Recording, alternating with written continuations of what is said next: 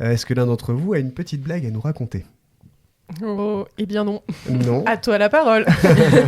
J'en avais une et je l'ai oubliée. c'est vrai. Ah non, à l'espace de 5 minutes là. Ouais. Alors, moi j'en ai une, je me suis dit c'était à la fois c'était l'humour de Flo et en Aïe. même temps c'était une thématique pour toi, donc Ça va être nul, quoi. ouais, ça va être très très nul et ça va être très très beau surtout. Ah. On adore. Que dit, un mécanicien quand il pète ? Ah bah décidément, vous en parlez je tout à l'ai l'heure pas, en là. plus. Mon joint de culache. Oh, c'est nul. Voilà, c'est tout. Ah, ça, c'est C'était pas pour mon faire humour. plaisir à Flo. Non, je valide pas, c'est pas mon humour. Eh, moi je le valide. Bienvenue dans Plein Phare, Tu me l'as retiré de la bouche. présenté par Clem, Nico et Flo. Où est le lécher avant de partir? Un podcast pour mettre l'art en lumière. Quand est-ce que ça se finit quand il boire un verre de vin? Vous aimez, c'est français. Bonjour à toutes et à tous. Et bonjour. Salut tout le monde. Alors, nous sommes, comme à l'accoutumée, accompagnés de deux fabuleux invités. Oh oui. Eh oui, T'as retrouvé ta blague ou pas? voix Chérie FM. Toujours pas. Ah, bah Si peut-être tu qu'on la l'aura dans le si tu la podcast. retrouves pendant le podcast, n'hésite pas. Elle est perdue dans le joint de culache. Mon joint de culache, vous auriez pu. Bon, allez. Non validé. Notre première invitée est un personnage à part entière, vous allez le voir au fil de la présentation. Elle est une personne complète, aux facettes multiples, mais complexes. Je ne sais pas si elle s'estime être une artiste, mais personnellement ici, nous, on pense que oui. On en débattra avec elle très certainement un petit peu plus tard.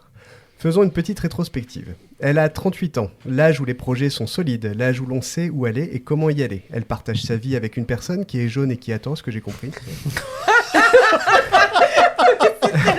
C'est celle-là que j'aurais dû raconter. Ouais.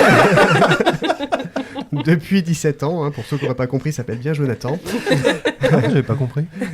Belle et grande histoire, c'est bien cette relation qui la fait vibrer au quotidien. Elle a 2 enfants, une petite fille de 2 ans, Athéna, et un chat, Kiroa. Tout à fait. Originaire de l'Aube, de Troyes plus exactement, elle est bercée d'andouillettes, de magasins d'usines et de champagne, que demander de plus. Toute petite, elle navigue entre Bar-sur-Aube et l'Espagne. Peut-être y a-t-elle un petit peu forgé son caractère bien trempé. En Espagne, je veux dire, pas à Bar-sur-Aube. Quoique. Quoique. J'imagine qu'elle sait conduire un tracteur, c'est bien ça. Oh là, allez. Eh bien, tu as raison. Voilà. Je peux me mettre les gens de Bar-sur-Aube à dos. De toute façon, ils ont pas internet là-bas, ils entendent pas. Alors, Festival. il y a 20 ans, alors qu'elle n'était qu'adolescente, elle s'installe à Dijon où elle fait des études de psycho. C'est important ça, mais j'y reviendrai. La psycho, c'est une vraie passion. Elle a dû choisir car ses rêves d'enfance étaient de parcourir le monde, une mallette à la main et d'être psychologue. Mais a priori, les deux, c'était pas très compatible. Dans sa vie, comme dans la vie de chaque être humain, elle a des piliers, des choses qui l'ont structurée, qui l'ont menée jusqu'à ce qu'elle est aujourd'hui. Elle se fait donc guider par 3 choses fondamentales qui l'ont suivie durant longtemps. Son enfance, la maladie et la mort de son papa alors qu'elle n'avait que 20 ans. Oui, c'est une épreuve qui, malgré la difficulté, forge le caractère. À partir de là, elle qui avait fait de la psycho décide de créer son entreprise. J'ai nommé La Citronnière. Le but, accompagner l'humain et les organisations dans l'accomplissement respectif de leurs projets personnels et professionnels. Le but in fine, construire un monde meilleur par une introspection ludique et sécurisée. D'où la devise inventée par notre invité du jour, ne cesse jamais de t'explorer pour construire un monde meilleur. C'est beau ça, hein ? Non ? Ah ouais, c'est beau. Violon, s'il vous plaît. Qui ? Alors, notre... Oh là. Après, c'est la thématique Bar-sur-Aube, en fait. Ah non. Alors... Ça balance. Notre invité s'intéresse à tout, psycho évidemment, mais aussi naturopathe animalière à ses heures perdues, graphologue, kinésiologue, et j'en passe, une vraie touche à tout. Elle s'appuie sur la communication intrapersonnelle, c'est-à-dire le dialogue intérieur avec la confiance en soi, l'estime de soi, les capacités de communication, et sur la communication interpersonnelle, c'est-à-dire apprendre à mieux communiquer, développer sa posture, trouver sa place en somme. Cette activité de coach pro lui permet de se trouver équilibrée. Équilibrée car elle peut vivre de son activité, équilibrée car elle continue sans cesse de se former pour de nouvelles techniques. Et équilibrée car elle peut faire appel à sa créativité. Ça, c'est un autre point qui nous intéresse également. Et oui, mesdames et messieurs, et autres d'ailleurs, tant que j'y suis, aujourd'hui, c'est la première fois en un an d'existence que nous invitons la concurrence dans notre podcast. Enfin, Je suis flattée. Je dis la concurrence pour plaisanter, car le monde du podcast, au contraire du monde de la radio, par exemple, c'est un échange. Ainsi, comme nous faisons tous des choses différentes, il est toujours bon d'échanger nos techniques et de partager. Vous savez quoi ? Je suis magnanime aujourd'hui. Je vais même vous donner le nom de son podcast. Il s'appelle Lemon Factory. Vous le trouvez sur toutes les plateformes légales. Illégal. Et illégal. Elle-même consommatrice de podcasts, elle décide de se lancer après 7 ans de réflexion et elle veut, par ce média, éveiller les esprits, apporter de l'énergie positive à ceux qui écoutent, informer bien sûr, mais aussi secrètement se faire un peu plaisir car elle n'invite que des gens dont elle est ultra fan. C'est un podcast qui parle donc de psycho, d'entrepreneuriat, de parcours de vie, bref, un podcast à son image. Elle m'a indiqué que cela lui prenait un temps fou. C'est étonnant parce que... En comptant les rubriques, les échanges avec les invités, le montage, le mixage, ça doit nous prendre une bonne dizaine de minutes à tout casser à nous. Hein. Ouais, large C'est sûr. déjà. Un peu moins même. Hein. Peut-être un peu moins, ouais, ça dépend si c'est un long podcast. Enfin, je comprends pas trop. Ouais, fastoche. Après, elle bosse sur GarageBand, on peut pas lui en vouloir. Ça charrie. J'ai dit que j'étais une novice. Une noob. Curieuse de nature, elle tente de percer à jour le secret du bonheur. Y arrivera-t-elle ? Dans la vie, hormis sa famille et la psycho, elle aime créer, expérimenter. Elle aime côtoyer des gens à son image, honnêtes, crus parfois, mais francs. Elle aime par-dessus tout les gens francs. Tout lire tout, lire, relire tout. Amoureuse des animaux, et particulièrement des chiens. Elle aime tout ce qui est communication entre les êtres vivants. Elle saura se passionner de l'histoire, des femmes et du féminisme. Et elle aime bien sûr la liberté avec un grand L. Partant de ce postulat, évidemment, elle n'aime pas la méchanceté pure et dure sans fondement. Les injonctions, les ordres, tout ce qui se contredit dans notre société actuelle également. Comme nous parlions de liberté, évidemment, elle n'aime pas qu'on lui impose des choses et étonnamment, elle n'aime pas la musique. Alors ça... Ouais, la tête de Clem... Mais comment est-ce possible? On en reparlera si tu veux. Ah ouais, c'était la Non, première J'ai fois... de très bons arguments. Non. Tu vas tout comprendre. La première fois que j'entends ça. Elle m'a dit qu'elle aimait pas ça parce que ça la faisait souvent pleurer en fait. Mais oui, mais pas que. Par contre, elle adore danser. Alors, Oui. allez savoir. Danser sans musique, du coup. Comme ça. La musique, pour moi, c'est un moyen d'arriver à mes fins qui est danser, mettre mon corps Ok. en mouvement. C'est bizarre, elle est bizarre. On me dit ça depuis que je suis née. Un brin claustrophobe, elle n'aime pas non plus la mer ni le ski. En fait, en y réfléchissant bien, la montagne, pas du tout son kiff. Il y a tout un tas d'autres choses qu'elle n'aime pas, mais elle vous en parlera un peu plus, certainement si elle le veut. Elle m'a fait une liste à l'après-vert. Personnage survolté, elle parle vite, elle bouge vite. En un clin d'œil, elle a du mal à se contrôler et peut paraître un peu épuisante pour ceux qui l'entourent. Quand on ne fonctionne pas comme elle, évidemment, il est parfois dur de la suivre, car elle raconte des histoires à tiroir truffées de détails. Et moi, de mon côté, personnellement, ça ne me posera pas de problème. Bah non. Voilà, on fonctionne pareil. Elle a un peu de mal avec la motricité fine. C'est pour ça que les métiers d'art de manière générale qui nécessitent cela ne l'attirent pas. Adepte du quart d'heure bourguignon, elle arrivera souvent en retard, réponse à tout. Elle argumentera même si elle n'a pas raison. Pour ça qu'on t'a dit d'ailleurs de venir à 2h moins le quart. Il était là à 2h donc. Bah voilà, super. Voilà. Du coup, j'étais à l'heure. C'est parfait. Voilà. Petite nature, il faut savoir la chouchouter pour ne pas la casser. Je vous ai dit, c'est un personnage complexe et complet, mais elle mettra toujours un point d'honneur à ce que chaque être vivant à ses côtés soit en sécurité physique, psychologique et émotionnelle. Elle saura, elle aussi, vous chouchouter et vous mettre à l'aise pour que jamais vous ne vous sentiez dans le jugement de valeur. C'est ça, vraiment, le principal. Merci à toi d'être là ce soir. Bienvenue à Fanny Esteves. Rien à voir avec Philippe. Allez, Bienvenue à toi. bienvenue Fanny. Merci Salut. beaucoup. Merci. Bienvenue Trop ce soir. Donc tu nous proposeras Il est- pas de recette aujourd'hui. Bah non. Alors, t'as ton tour. Cool. Oh. Il a peur. Il a peur. Il s'enfonce dans J'ai son siège. peur, j'ai peur. Je suis dans mon siège. Notre deuxième invité est lui aussi un artiste, de manière peut-être plus évidente. Il est dessinateur, mais pas n'importe lequel. Il dessine des automobiles. Il fait partie du collectif Argo, qui, en tout cas à ce qu'on m'a dit, a un président talentueux et en plus ultra beau gosse. Petite pensée pour le président. On l'embrasse bien sûr. Bisous le président. Petit hommage au président. Petit hommage, petit ange parti trop tôt. Il est encore là. Originaire du Val d'Oise, breton de cœur, il est bourguignon par choix et par amour, ça c'est beau. Il a vécu un peu partout en France, il a sillonné les paysages, passant de la montagne aux côtes, du soleil à la pluie, mais avant d'être artiste, il a fait un tas de boulot. Vous l'avez peut-être croisé en train de porter un piano de 400 kg quand il était déménageur, ou vous l'avez peut-être vu de très très loin alors qu'il était en train de refaire une toiture, lorsqu'il exerçait le métier de couvreur-zingueur. Arrive un moment où, las de tout ça, il décide de s'engager dans l'armée de terre en tant que sous-officier. Il exerce pendant 7 ans, puis se reconvertit en mécanicien auto, afin d'avoir un petit peu plus de stabilité et de commencer à fonder une famille stable avec la femme de sa vie. Un homme aux 1000 carrières, comme je vous le disais. Il a 2 enfants, Alice et Naël. Il n'est pas mécanicien auto par hasard. Cette passion, il la doit à son enfance. Il a toujours aimé, aussi loin qu'il s'en souvient, le monde de l'automobile, des avions, de la moto, tout ce qui est très rapide, en fait. C'est pour ça d'ailleurs qu'il apprécie énormément Flo. J'en étais sûr, mais je l'attendais. Je l'ai entendu souffler sur le côté. Oh là là. Le modus de Flo. Tellement prévisible. Et quand on est... bah, c'est que t'as l'habitude. Bah, non. Et quand on est passionné de quelque chose, on a envie de développer le sujet, de le retranscrire. D'ailleurs, lorsqu'il dessine, il est précis, minutieux. Il essaie de retranscrire chaque petit détail d'une photo, mais se laisse un petit peu d'interprétation malgré tout. Cette précision, il la doit certainement à sa carrière de sous-off, là où il devait être scrupuleux, appliqué, soigné, bref, militaire. Il travaille avec des marqueurs à alcool, des crayons de couleur sur plusieurs types de papier, et plein d'autres choses, il vous le dira d'ailleurs. Son talent est indéniable, c'est criant de réalisme, c'est beau. On sent bien le mouvement dans une image qui est pourtant totalement statique, c'est ça qui est un peu fou. Et comme tout artiste talentueux, il se fait remarquer, et cela lui permet d'exposer pour plusieurs concessions automobiles, mais aussi pour plusieurs circuits lors d'événements caritatifs par exemple. J'insiste encore sur ce point, c'est vraiment ultra beau. Il y a une finesse dans le dessin, une maîtrise évidente de la perspective, une impression de mouvement telle qu'on le croirait, son œuvre sortir du papier. Lorsque vous regardez un de ces dessins d'une Formule 1 par exemple, ou d'une 2 chevaux, pourquoi pas, tiens, ou bien d'une moto, vous y verrez tout, chaque petit détail de la carrosserie, chaque petite ombre, chaque petit point de couleur est minutieusement pensé pour vous rappeler au bon souvenir de son modèle. C'est au terme de plusieurs heures de travail et de réflexion artistique qui vous livrera une œuvre saisissante de vérité. Alors, comme je le disais tout à l'heure, hormis sa famille, il n'a Dieu que pour l'automobile et particulièrement la compétition. Les 24 heures du Mans, entre autres. Voilà qui aurait plu à l'un de nos derniers invités, Guillaume, pour ne pas le citer, fan inconditionnel. Ne venez pas trop lui parler le matin tant qu'il n'a pas pris son café. Oui, le café, c'est une de ses passions avec les galettes bretonnes. J'en conclus que son autre passion, ça doit être le beurre. Salé, sinon c'est pas du beurre. Beurre salé, ouais. Demi-sel à minima, je pense. Oui, demi-sel. Oui, demi-sel. Parce que Sinon ça, c'est pas du toi. beurre. Ouais.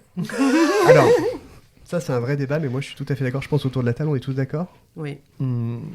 Oui. D'accord. Non. Pas d'avis. Je suis pas Je suis- Team Beurre en fait. Ah. Ouais, voilà, méditerranéenne. Comme l'application de rencontre Voilà, Timber. Timber. Non, moi j'étais plutôt dans les Timber surprises. Ah. Il se laissera volontiers prendre par un documentaire sur l'histoire, particulièrement l'histoire moderne de 1914 à maintenant. Et oui, car ça regroupe les 2 grandes guerres. Et s'il y a des choses très négatives là-dedans, ça a permis quand même de faire un bond technologique sur l'aviation. Et notre invité, lui, il aime aussi l'aviation. Il m'a dit également aimer les distributions et la géométrie sur les autos. C'est bien, il en faut. Hein. Dans ses oreilles, vous trouverez du métal souvent, comme Marilyn Manson, qui sont ses compagnons de voyage, mais vous pourrez également y trouver du rap comme Eminem, IAM ou NTM. Dans la vie, il exècre les personnes qui ne parlent pas correctement et surtout qui vous accostent sans même un bonjour. La politesse, c'est primordial. Il s'agit également d'une marque de respect, cela doit aussi venir de sa carrière militaire, je pense. Tu me diras le contraire ou pas d'ailleurs, je sais pas. Il acquiesce. Il acquiesce. Ce qui est très radiophonique. C'est pour ça Non, que mais je te laisse terminer en fait. Et si tu veux, on en reparlera. Il n'aime pas non plus les gens qui mettent leur clignotant à gauche pour aller tout droit dans un rond-point. Autant dire il a qu'il... levé les yeux. Autant dire qu'il aime pas trop les vieux et il déteste particulièrement les feignasses. Ce sont ses mots, hein. C'est pas les miens. Hein. Côté alimentaire, ne venez pas lui parler de poisson, d'artichaut, de dur et de lait. Il pourrait vous frapper pour ça. Oh, peut-être pas quand même. Un peu de politesse. Je te sens un peu... Non, il est calme. Oui, parce qu'on dit bonjour, mais on peut frapper les gens. Et s'il aime faire la distribution et la géométrie sur une voiture, il n'aimera pas, au contraire, monter des pneus et remplacer des embrayages. Je lui ai demandé quel défaut il avait. Il m'a dit, je cite, « Je suis impulsif, perfectionniste, mauvais perdant, pas très organisé et j'apprécie Flo. » Je cite, mais vraiment. C'est vrai, magique, c'est vrai. celle-là. J'ai lu ça aussi. Alors tu vois, C'est que ça se paye. quand on avait reçu Diez, il m'avait cité plein de défauts et il avait fini par et j'aime Non. pas Bess. Ouais, voilà, c'est ce qu'il aimait pas. Dans Voilà, la liste ce de qu'il ce qu'il aimait aimait pas. Donc les artichauts, les gens méchants, Bess. Voilà. Là encore, je n'ai absolument pas déformé la réalité. Est-ce qu'il l'assumera? Ça, c'est une autre histoire, on verra. C'est un homme qui n'a qu'une parole. Bon, honnête, droit et franc. Il est tenace et loyal, généreux, résilient et créatif. C'est un homme merveilleux. C'est Clément Cheval de Clément Motorart. Bienvenue à toi. Bienvenue, Merci. Clément. Clément. Bonjour. Bonjour. Bon. Laissez-moi être timide. T'avais des commentaires à faire sur ta présentation? Ouais, en fait, la précision, ça me vient pas du tout de l'armée. Ça Ah oui vient des compagnons ou quand j'ai découvert Zinger. Ah. Donc on faisait notre journée de boulot et le soir on était en cours et j'ai appris à dessiner des toits, mais à faire des développés de toits ou voire même des développés de cônes, et c'est au demi-millimètre près. Et du coup, il faut que ça soit ultra propre, ultra précis. Ultra parfait. Ultra parfait, comme chez les compagnons. Et c'est là-bas que j'ai appris, du coup j'ai appris à dessiner de cette façon. D'accord, ok. Bon, merci. Bah de rien. Bon, allez. Ça, c'était les présentations sympas. Très Comment gentilles. ça Aïe, aïe, aïe. Très touchant. Attends, Tout ça. peut-être que Lâche pas mon stylo, s'il vous plaît. Une petite Ah, précision pour nos auditeurs, c'est que Nico est très fier là, de ce qui suit, Oui. et ça nous fait très peur. Voilà. Je vous demanderai d'être très attentif. Ça va très vite. Ça dure 1 Ah, minute non. par présentation. J'en rigole d'avance. Pas nous. Pas nous du tout. Allez. J'ai presque envie de muter vos micros. Au pire, je la repasserai. Alors, il est temps de passer à la C'est quelque chose présentation enregistré. de Clem. C'est enregistré, effectivement, on l'a fait. Merci d'avoir joué le jeu à tous les deux. C'est parti. Alors bonjour Clem, nous allons faire cette petite présentation à la manière un peu du Kalarnikov. Il va te falloir répondre vite et bien, mais surtout de manière un petit peu réfléchie malgré tout. Ah putain. Ah, c'est dur. Tu es prête? Allez. Tu es très parfumée aujourd'hui, il y a une raison particulière? C'était pour cacher l'odeur. Que penses-tu de la politique actuelle? Ouais, Est-ce que tu deviendras célèbre plus tard? je croise les doigts. Quelle est la chose que l'on t'a dit qui t'a le plus déçu? Bon, je sais pas si vous en méritez une petite troisième, franchement. Si tu devais nous vendre ton groupe de musique Clem et les Compotes, tu dirais quoi en un mot? Nous avons une bonne assiette. Quel est ton objet fétiche? Une balle de tennis. Explique-nous une journée type rapidement. Ronronner, dormir, patouner, lécher. Est-ce que tu as un dicton favori? Donc quand on pipe, on trompe, rien à voir avec la soudure. Quel est ton leitmotiv dans la vie? Point du loup. D'accord, c'est pas trop ce que j'attendais, mais c'est pas grave. Un mot de la fin peut-être? Allez. Eh bien, merci à toi d'avoir répondu, bravo. Merci. Je suis très fière. Bravo, bienvenue Clem. Je suis mortifiée. Ah, au secours. Voilà, Flo, ça promet, toi, pour toi. Ah, Merci. je sors. Merci d'avoir joué le jeu. Oh la vache. Il me semble qu'il y a Je certaines précise de à tes nos- réponses, je les avais déjà entendues. Ah non, il n'y a rien de... Je c'était- précise à nos auditeurs que je n'ai pas participé à cette présentation. C'est un montage de toutes pièces.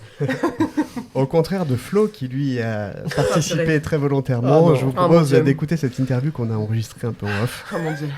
Vous êtes prêts? Non. Non. Allez, je me mets un petit truc pour filmer parce que je veux voir vos réactions. Ah, pas juste. C'est parti. C'est un honneur aujourd'hui de t'avoir, Flo, pour passer à la moulinette comme Clem tout à l'heure. Nous avons vraiment la chance aujourd'hui de t'avoir, d'avoir le propriétaire, le propriétaire du Grand Scénic. Mais c'est pas un espace. Oui, c'est ce que je viens de dire. C'est pas un espace, oui. Est-ce que tu as un mot gentil à dire à l'un de nos invités? Je sais Non. pas, Clément par exemple.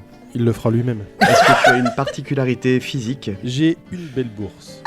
Oui, j'ai 2 LOQ. Quel est ton programme pour ce soir? J'ai le God à changer. En ce moment, une attente un peu particulière ou pas? J'ai envie de nouilles. Qu'est-ce que tu aimes le plus dans la vie? Le Zob, Quel est ton film fétiche? les 12 travelots d'Astérix. Quelle est ta plus grande fierté? Alors moi j'ai déjà vu Carlos et Dorothée en concert. Est-ce qu'on doit toujours parler de cul dans une soirée? Non, mais bon, après si tout le monde se branle. Fais-nous une petite imitation. Bonjour, je suis un singe allemand. Ouais, c'était pas terrible. Pour mettre en cause ce que j'ai ressenti. Allez, un mot de la fin. Zboob. Bienvenue Flo. J'ai dit tout ça. Oh mon dieu. J'ai dit tout ça. Ouais, Et tout ça est enregistré. J'ai prévu de vous en refaire plein. Hein. J'ai aucun souvenir d'avoir dit zboob.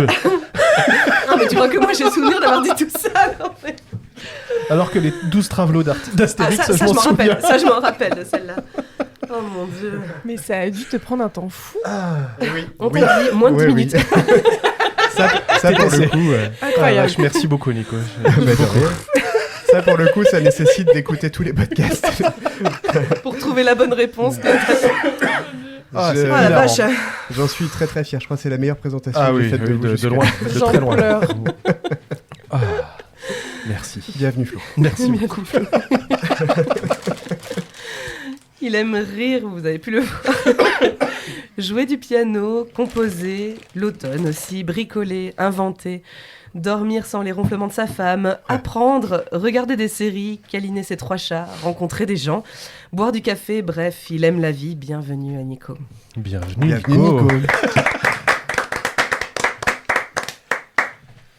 Oh, faut que je reprenne mon souffle. Mes amis, Kalarnikov, en Allez. place.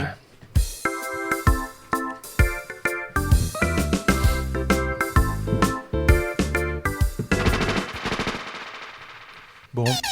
Waouh, ça Ah, vas-y, c'était ça mes défonce les oreilles. Je refais. Pardon ? J'entends plus. Bon, on a des auditeurs en face de nous, en plus d'être des invités, mais on va quand même rappeler le principe. Kalarnikov, c'est une série de propositions. Il faut choisir vite.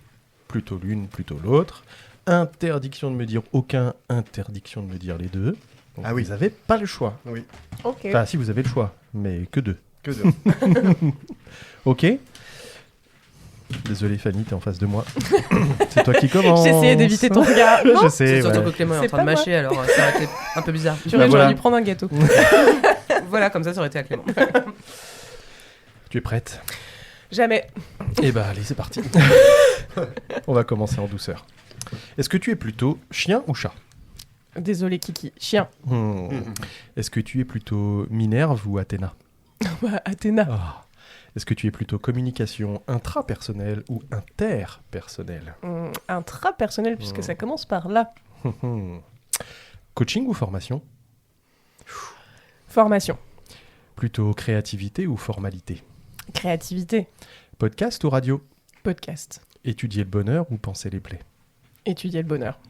Dissonance cognitive ou consonance cognitive ? Dissonance cognitive. Est-ce que tu es plutôt éclat de rire ou rire contenu ? Éclat de rire. Et la dernière, citronnière ou Lemon Factory ? Citronnière. Non, citronnière, c'est quand même mon bébé numéro Bah 1. oui. Bien joué.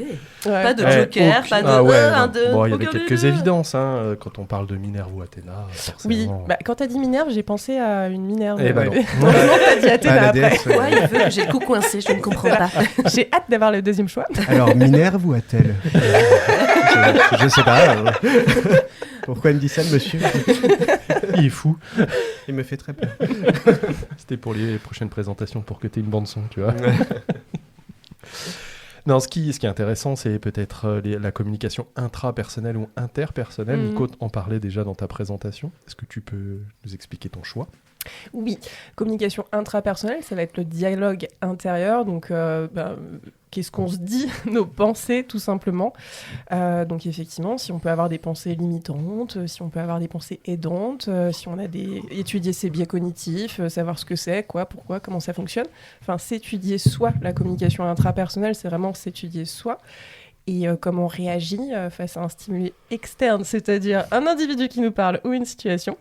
Et ça passe par là avant de pouvoir communiquer avec les autres, donc la communication interpersonnelle. On commence par soi avant de Oui. penser à comment on communique avec les autres. Ouais. Ok. Podcast ou radio, t'as pas hésité une seule seconde. Non, je suis pas du tout radio. Alors pour revenir sur je suis pas trop musique, c'est vrai que l'audio et moi c'est un peu compliqué. Mais voilà, podcast passion depuis toujours. D'accord. Étudier le bonheur ou penser les plaies ? J'ai commencé ma vie par penser les plaies. Je l'ai fait très tôt, à un âge où j'aurais jamais dû faire ça. Bien sûr. Donc étudier le bonheur aujourd'hui et le maintenir, c'est une priorité. Ok. Et pour terminer, allez, citronnière ou Lemon Factory ?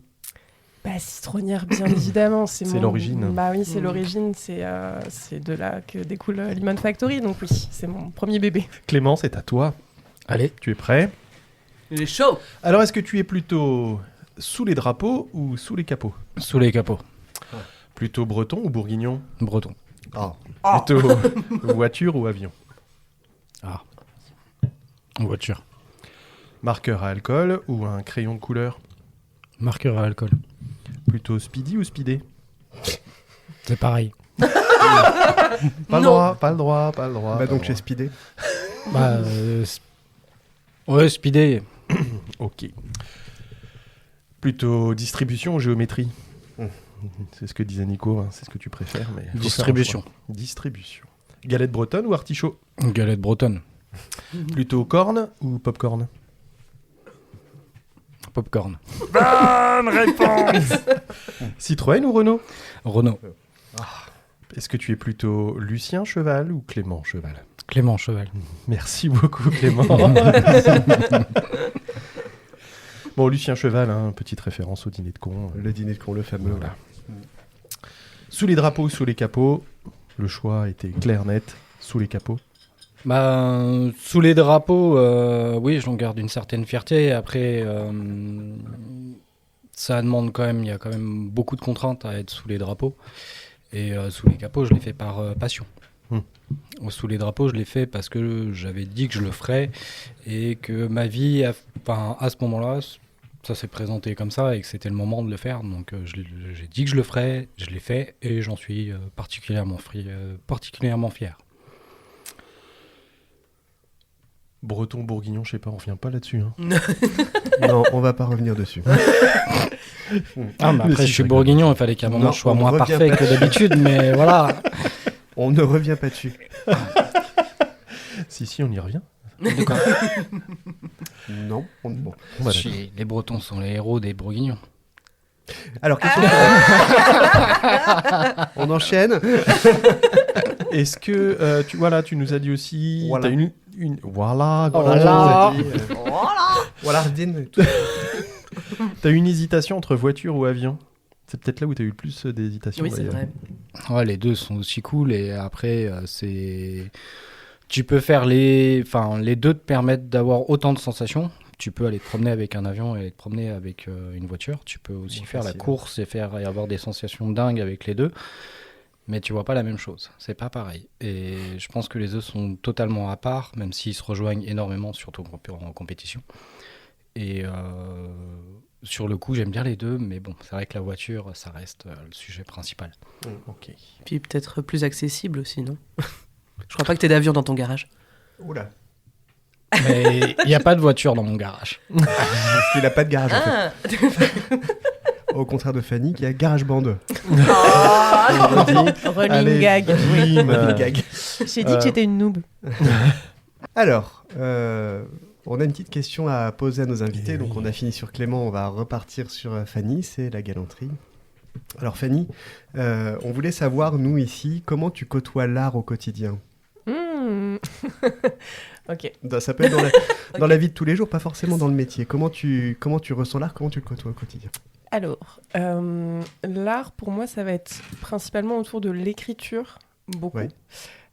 L'écriture, je l'utilise professionnellement comme moyen de se découvrir soi-même ou D'accord. aussi moyen de s'amuser ou de développer sa créativité. Et l'art, je le côtoie au quotidien, oui, vraiment par rapport à l'écriture, la littérature et la notion de créativité. C'est vrai qu'on n'en a pas parlé, mais j'essaye de transmettre comment la créativité fonctionne d'un point de vue neurologique, donc vraiment D'accord. scientifique. Scientifique, ouais. Et pour montrer qu'en fait tout le monde peut la développer et que on peut vraiment s'entraîner en fait dans la vie de tous les jours avec des exercices de créa. Et donc oui, j'utilise beaucoup l'écriture pour ça. Mais si j'étais douée, je sais pas, avec des pinceaux ou avec une guitare, je pourrais utiliser ça, mais c'est absolument pas le cas malheureusement. T'as jamais essayé? Non. Alors, comment tu sais si t'es doué ou pas? Je sais pas. Écoute, je me dis Attrape qu'il est la trop guitare tard. derrière, c'est parti. Musique. Musique. Pas du tout. Mais j'ai Trop pas tard. l'oreille musicale et j'ai pas évolué dans une famille qui était tournée sur la musique. Par contre, j'ai évolué dans une famille qui était très anticonformiste et très tournée sur la notion de liberté. Et voilà. Et ouais, en fait, toute ma vie, on m'a dit d'explorer les choses, d'explorer les concepts. Je m'intéresse beaucoup aux personnes, je pose beaucoup de questions. Ouais. Et enfin voilà. L'art, en fait, je la vis à travers les autres, je crois. Et alors, t'as un rapport, tu l'as un peu abordé là, mais t'as un rapport à la musique qui est très particulier quand même. Ouais. Quand tu dis j'aime pas la musique, c'est pas vraiment ça en réalité. C'est un moyen que tu te donnes. Alors, explique-nous. je vais tout vous dire. Dis-nous tout, Comme parce ça, que vous allez tout comprendre. Clem est à deux doigts de te foutre dehors alors. Non. Tu vas voir. Détends-toi, Clem. Alors, sur un... Donc, faut savoir que j'ai un côté très scientifique, donc c'est possible que je parle beaucoup de physio ou d'anatomie. Et s'il y a un truc qu'on comprend pas ou qui serait pas trop accessible, on te dira, est-ce que tu peux développer Je pense. C'est surtout ne pas vous ennuyer avec ça. Je pense que tout est accessible, mais je veux pas trop vous ennuyer. On te dira s'il y a un truc... Mon avis, c'est elle qui devait faire la sieste. C'est un truc qu'on comprend pas. Flo, mange un bonbon. Occupe-toi la bouche. Qu'est-ce qu'elle discute? Non. Oh non. On t'écoute. Du coup, c'était quoi la question? Ton rapport à la musique. Mon rapport à la musique, alors la première chose, celle que je sais depuis toujours, c'est que la musique me provoque des émotions trop intenses que j'aime pas trop la tristesse comme beaucoup de personnes, mais vraiment je veux plus la ressentir, donc j'essaye de la bannir de toutes mes forces de ma vie. Tout type de musique? Franchement, rien que les séries, les films, la littérature, je pleure déjà facilement, que ce soit la joie, enfin peu importe. D'accord. Je pleure pour tout ce qui me touche, peu importe ce que c'est, que ce soit positif ou négatif. Et la musique, je pense qu'elle me transcende trop et elle me procure trop d'émotions directes. Ouais, c'est un trop-plein de... Et c'est un trop-plein. Et la plupart du temps, je peux pas, sauf Marilyn Manson. Ça, j'aime beaucoup. Ah bah tiens. Ah, ça vous fait un point commun. Ouais. Ça, j'aime beaucoup parce que ça me donne de l'énergie, ça me donne de la force et c'est peut-être la seule musique que j'arrive à bien écouter. Et sinon, oui, j'aime beaucoup le mouvement. Donc, pour moi, la musique, c'est plutôt un moyen de danser. Et danser, ça me permet de canaliser mes émotions. Je danse souvent par joie, donc comme ça sectorise un peu le truc, donc ça me fait du bien. Donc il y a déjà tout ça, il y a le fait que émotionnellement j'ai du mal à écouter de la musique et ça va orienter mes émotions dans un sens ou dans un autre et j'ai l'impression que c'est mes émotions qui me contrôlent derrière, du coup c'est la musique qui me contrôle. Du coup donc du coup tu bannis la musique qui est une conséquence, enfin qui est la conséquence, c'est que tu bannis la musique parce que ça te fait chialer, parce que tu te sens pas bien quand tu pleures, ça.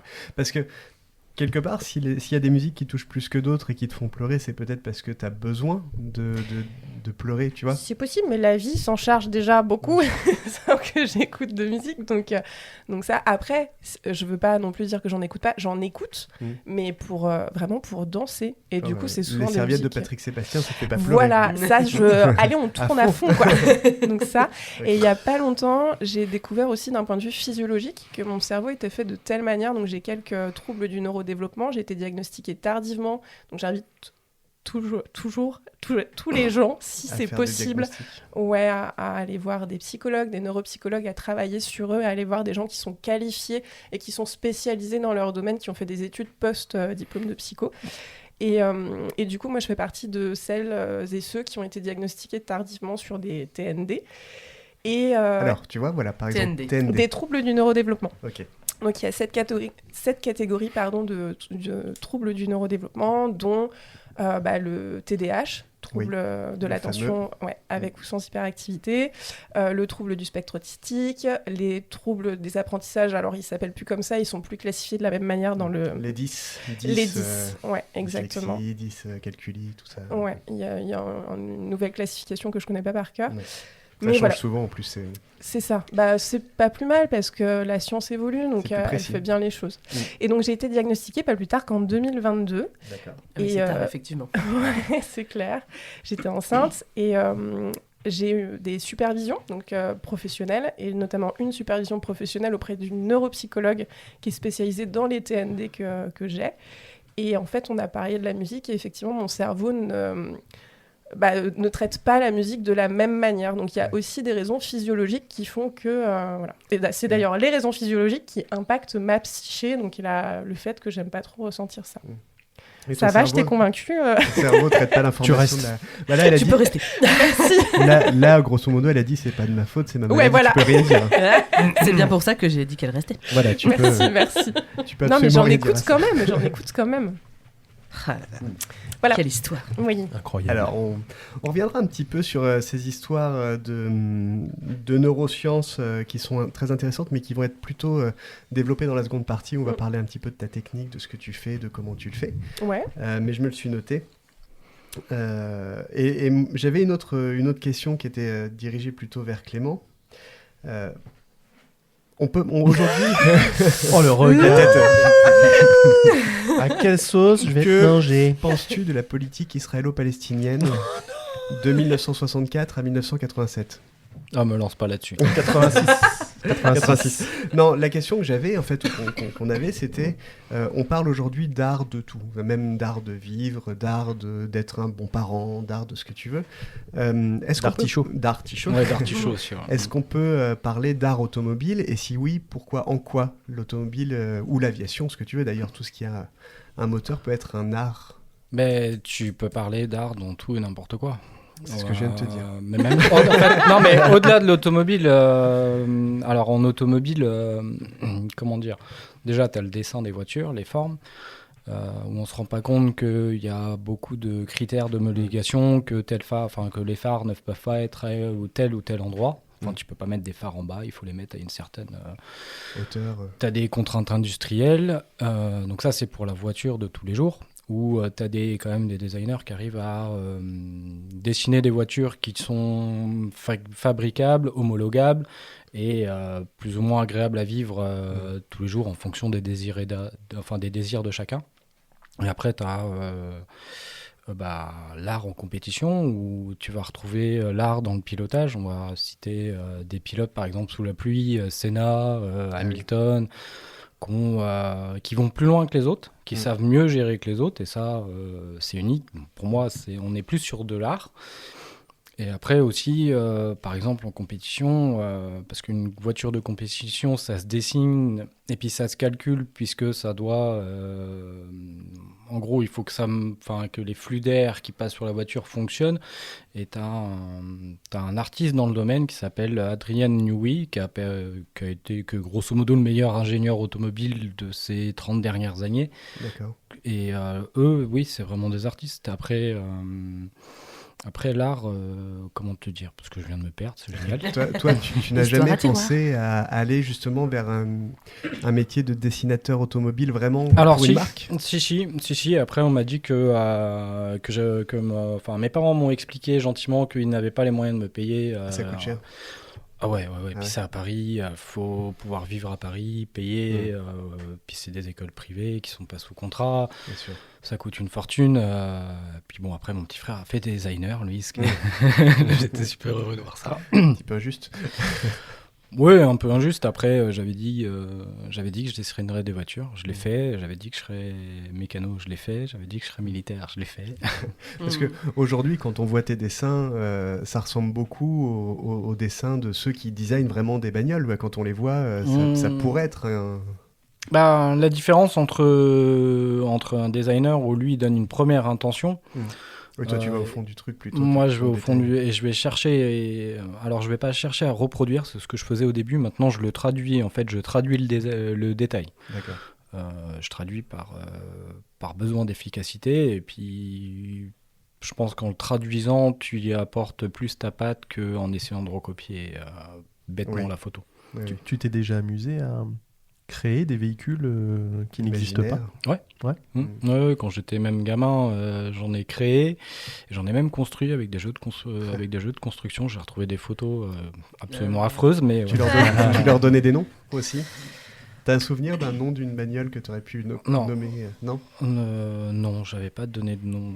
D'accord. Non, mais je l'ai déjà fait, ouais, j'avais déjà pensé. Et comme j'aime bien tout ce qui est ingénierie, technique, j'avais déjà réfléchi à faire des choses. C'est vrai que c'est étonnant que tu sois pas allé vers des... si c'était juste au niveau des études, mais c'est vrai qu'on t'aurait bien vu dans l'ingénierie automobile, quoi, vraiment... avoir les mains dans le détail, tu vois, la création dans le détail. Parce que c'est vrai que t'es quand même très pointilleux dans tes dessins. Je suis très pointilleux, après j'ai toujours été très mauvais élève. Et j'aime pas les feignasses parce que j'en ai été une. Voilà, Je me c'est pour déteste ça que moi-même. Non, mais en fait, j'aime pas parce que je sais à quoi ça mène. Donc après, on m'a pas donné la possibilité de le Bien sûr. faire. Et aujourd'hui, c'est trop tard. Et puis je le vis d'une façon différente. Oui, bien sûr. Mm. Ok, merci à tous les deux d'avoir répondu à ces questions-là. On va revenir un peu dans la deuxième partie. On reviendra à vraiment en détail ce que vous faites et comment vous le faites. Mais Maintenant, Eh oui. c'est la rubrique à Clem. La rubrique à Clem, la rubrique à Clem. La rubrique à Clem, la rubrique à Clem. oui. Ouais, hein. Ah, pardon. On peut continuer comme ça Ah, pendant pardon. des heures. Je vais certainement prendre ce passage-là, juste ce passage-là, pour le mettre dans une Le interview. sampler. J'espère bien. Tu vois d'où ils viennent tous ces morceaux maintenant. Ouais, je moyen de me- faire Il un se fout son dans la avec merde ça. tout seul. je m'écoute plus. Non, mais c'est là qu'on se rend compte en fait. Ah oui, purée, mais en fait. Maintenant, je vais réfléchir. Je à dis ce des que je dis. bêtises à la seconde, c'est un truc de fou. Tu veux de l'eau? Ah oui, je veux bien. Pardon, excuse-moi. Monsieur, il a dit tu veux de l'eau. Ouais, du coup, je lui montrais la bouteille, vous regardez. Qu'est-ce qu'il dit, monsieur? Donc, comme dans chaque podcast, je vous emmène dans le monde des expressions de la langue française. Donc, aujourd'hui, je Française. vous propose... Française. Vous aimez? C'est français. Aujourd'hui, je vous propose des expressions moyenâgeuses. Oh. Peut-être que vous en connaîtrez certaines. Voilà. Je pense que la plupart vous les connaissez, mais on ne sait jamais. On va tester. Allez. Alors, la toute première, être sur le qui-vive. Ah, c'est moyenâgeux, ça. Tout à fait. Bien joué, Sherlock. Donc, non, je ne sais pas. Qui vive dans le sens celui qui vivra. Vera. Oh oui, Fanny. Ça méritait pas plus. Non, d'accord. Est-ce que tout le monde sait ce que ça veut dire déjà? Oui. Ça parle à tout le monde. Clément, ça te parle aussi? Ok, super. Être à l'affût. Voilà, être. Donc en fait, ça remonte aux sentinelles médiévales qui devaient être en alerte. Donc le qui-vive, c'était le cri lancé par le garde pour demander l'identité de ceux qui approchaient. Qui vive. Voilà. Qui vive. En fait, qui est-ce qui est en train de vivre finalement? C'est voilà. C'est- Ah, oui. En fait, c'est dans ce sens-là. hein. Ah, Y a-t-il voilà. quelqu'un de vivant? Voilà. Voilà, mais non, mais en gros, c'est ça. Ok. Voilà, tout simplement. Eh bien, Euh, merci. Fin de la rubrique. La rubrique à Clem, la rubrique à Clem. La rubrique à Clem, la rubrique à Clem. Merci beaucoup, Comme Clem. dans Alors, chaque voilà. podcast, je vous emmène dans le monde des expressions de la langue française. Alors pour aujourd'hui, Insupportable. si on Désolé. fait ça à chaque expression, ça va être long. hein. Je ne couperai rien. À demain. À demain, merci. Ok, donc le qui vive. On vous a pas dit vous dormez là ce soir. Avoir maille à partir. Oula. Mal, Ouais, c'est un peu plus mal du mal à maille. partir. Non, la maille d'un chandail. Parce que avoir du mal à partir, oui. Non, J'essaye non. de partir d'ici. Depuis tout à l'heure, je n'y arrive pas. On dirait que t'es collé à ton siège pourtant. Mais tu connaissais, toi, Clément, avoir maille à partir? Oui. Oui, je T'as déjà connaissais entendu ça? après. ouais. Ok. Pareil. Je l'entends Ils pas sont tous les trop vieux, jours. peut-être. Moi, j'ai jamais entendu ça. Si. Vous Et du coup, alors t'as Mais quel je suis âge, toi, un- Clément, déjà? Tu as quel âge déjà? 25 ans. Ah, c'est ce qui me semblait. Ah, c'est ouf comme il les fait pas. J'aurais dit 24 plutôt. Je suis un petit jeune. Des problèmes, des conflits avec quelqu'un. Tout à fait, tout à fait. Maille à partir. Ouais. Ah, donc tu l'as vraiment utilisé, toi, alors? Bah oui. Mais en même temps, il est né au 15e siècle aussi. Forcément qu'il la connaît. Bah merci pour Clément aussi. Non, mais Clément, il a 25 ans. Et là- Depuis 70 ans. Bientôt la retraite. Vivement. Donc la maille, c'était une petite monnaie de peu de valeur au Moyen-Âge. Donc avoir maille à partir avec quelqu'un signifie maille. avoir un différent, même pour une chose Ah, mais on On insignifiante. connaît avoir de la maille, c'est avoir de l'argent. Voilà, mais J'ai voilà, d'accord. c'était une monnaie de petite valeur. Ok. Voilà. Tirer son épingle du jeu. Ah oui, Mhm. ça. Ça, un peu plus commun. ça. Du coup, basique. Est-ce que Je a connais à pas voir, ça.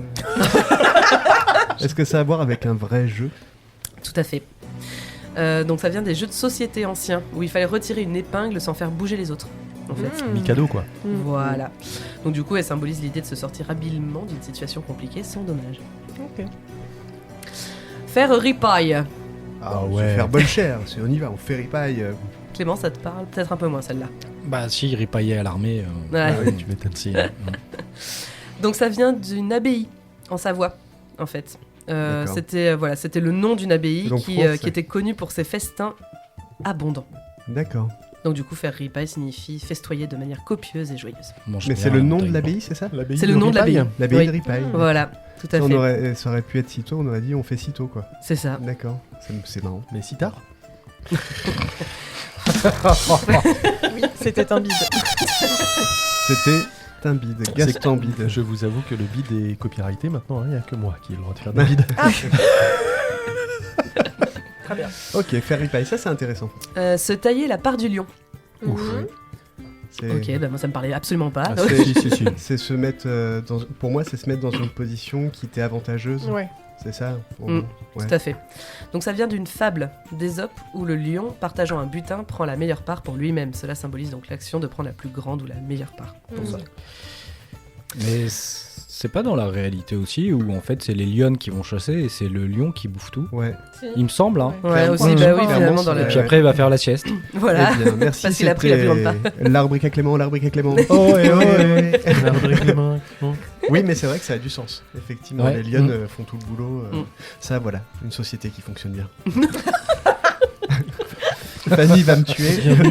Macho FM. C'est vrai qu'on n'est pas en Mathieu. majorité aujourd'hui. Ouais, c'est ça le problème. Ça. Si ma femme entend ça, elle t'aimera pas. J'allais faire une réflexion.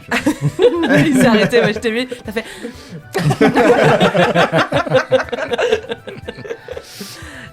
Jeter le gant. Ah oui, comme un duel, comme dans les duels où tu jettes le gant sur quelqu'un pour dire je vous provoque en duel. Monsieur. Exactement. Donc au Moyen-Âge, les chevaliers lançaient leur gant pour défier un adversaire. Ok. Donc l'expression signifie tout bêtement défier quelqu'un. Ok. Ouais. Mais ça s'utilise plus trop non plus, ça c'est pas. Bah, en même temps, tu défies pas quelqu'un. Ouais, Jette non. le- Là, Vraiment tu qu'il jettes fasse vraiment- l'éponge. Ouais. Je jette vraiment une vraie éponge. Mouillée là. Non, mais là, il y a un rapport avec Bob l'éponge. Ah. C'est plus récent. Tu veux dire celui qui Vachement vit dans un intéressant. anneau sur la mer. Et la petite dernière, faire le pied de grue. Ah bah oui. Bien sûr, donc inspiré par la grue, l'oiseau qui reste souvent sur une patte immobile pendant longtemps. Cette expression signifie attendre longtemps, souvent dans l'ennui. Dans la nuit. L'ennui. Ok. Waouh. Donc j'ai jeté l'éponge, celle-là je la garderai si jamais vous en avez d'autres expressions, peut-être bretonnes, on ne sait pas. Que je pourrais explorer plus tard, si jamais t'en trouves une. Il essaie. Ah. T'en Non. as une en Peut-être que c'est tête. la blague, il se rappelle de la blague. En Non. Bretagne, il Ah pleut non. que sur les cons. Merci beaucoup. Merci En beaucoup. Bretagne, il fait toujours beau. Allez, générique. La rubrique à Clem, la rubrique à Clem.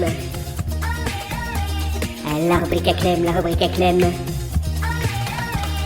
Merci beaucoup, La Clem. Bretagne, mais Merci. de rien. Clem. Merci. Je vous rappelle donc que nous sommes accompagnés de Clément, dessinateur automobile, et de Fanny, coach professionnelle et podcasteuse.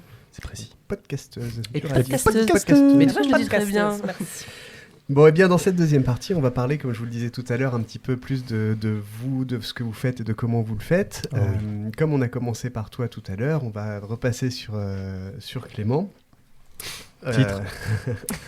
Alors, Clément, on voit bien que donc dans tes dessins, on voit bien beaucoup de minutie, on en a parlé, beaucoup de précision, beaucoup de réalisme. Ouais. La question que l'on pourrait se poser, c'est quelles sont les étapes d'un dessin comme ça? Parce que les gens qui vont t'écouter, et nous-mêmes, on n'est pas dessinateurs, enfin, Flo est Non. pas dessinateur, mais il est artiste peintre, donc il connaît certains trucs, mais nous, on ne sait pas. Comment ça se fait? Déjà, d'où vient l'idée? Et après, comment tu la mets en place? D'où vient l'idée Elle vient du fait que j'ai toujours essayé, enfin quand j'étais plus petit et que je dessinais des voitures, j'ai toujours essayé que ça soit proche de la réalité. D'accord. Et puis après, quand tu te mets un peu plus sérieusement, avec un peu plus de maturité, et que tu as compris que tu avais le droit de te planter et de recommencer, pour arriver, on va dire, à où j'en suis aujourd'hui, c'est beaucoup d'échecs. D'accord. C'est puis beaucoup d'achats de matériel différent pour essayer, au moins tu as essayé, tu Ouais. sais de quoi tu parles. Et après, je vais commencer du coup par le croquis, ensuite on va dire vraiment les premiers aplats et les premiers dégradés au feutre et alcool. Alors, le croquis, c'est le moment où tu fais les contours. C'est une question qui paraît un peu Les con, mais, contours, non, les contours, les détails où tu commences à, on va dire, t'apposer un guide. c'est une esquisse? C'est Oui. une sorte de brouillon? Est-ce que c'est un brouillon où tu testes des trucs, ou est-ce que ton croquis, ça va se retrouver dans le dessin définitif? Non, le croquis, c'est le dessin définitif. D'accord. Donc il n'y a aucun Et moment après- où tu crayonnes avant au hasard, tu sais déjà ce que tu fais? Ouais. D'accord. Oui, tu sais ce que tu fais, tu as un modèle et tu sais comment tu vas être obligé, à force d'expérience, tu vas être obligé de retravailler telle ou telle partie en sachant que une peinture brillante et une peinture mate, ça va pas se travailler de la même façon. Quand c'est de la fibre de carbone apparente, c'est pas pareil. Et quand c'est Bien de la sûr. fibre de carbone qui est vernie et colorée, bon là c'est Ça a l'air de tout, la galère. voilà. Et puis les pneus en fonction de la lumière. Et donc pour y revenir, donc je fais mon croquis. Je commence. Alors du coup, avant je commençais, je faisais tous les premiers remplissages au feutre. D'accord. Et maintenant, ce que je fais, c'est qu'en fait, je commence une partie prédéfinie et je la termine. Comme ça, voilà. En fait, Ouais. je commence par le toit et je termine par les roues. D'accord. Et après, Tout le en bas, crayon, donc. le crayon de couleur permet de rajouter une couche de matière. puisque le feutre, en fait, il se fond dans la feuille. Et le crayon de couleur et le Posca et aussi le pastel, maintenant, permet d'avoir une couche supérieure et du coup, si tu veux, de faire ressortir vraiment le dessin et d'avoir... Donner du relief à ton dessin. Et alors, tu parlais, on en avait déjà en plus parlé sur Insta, mais tu parlais des feutres à alcool. C'est quoi un feutre à alcool? Alors toi, tu as le feutre que tu connais, le feutre que tu as utilisé, qu'on a tous utilisé quand tu étais pio, qui, si tu veux, tu vas faire plusieurs traces, tu vas voir les traces. Oui. Aujourd'hui, le feutre à alcool, tu fais plein de traces, ça va se fondre. C'est comme une aquarelle? Ouais.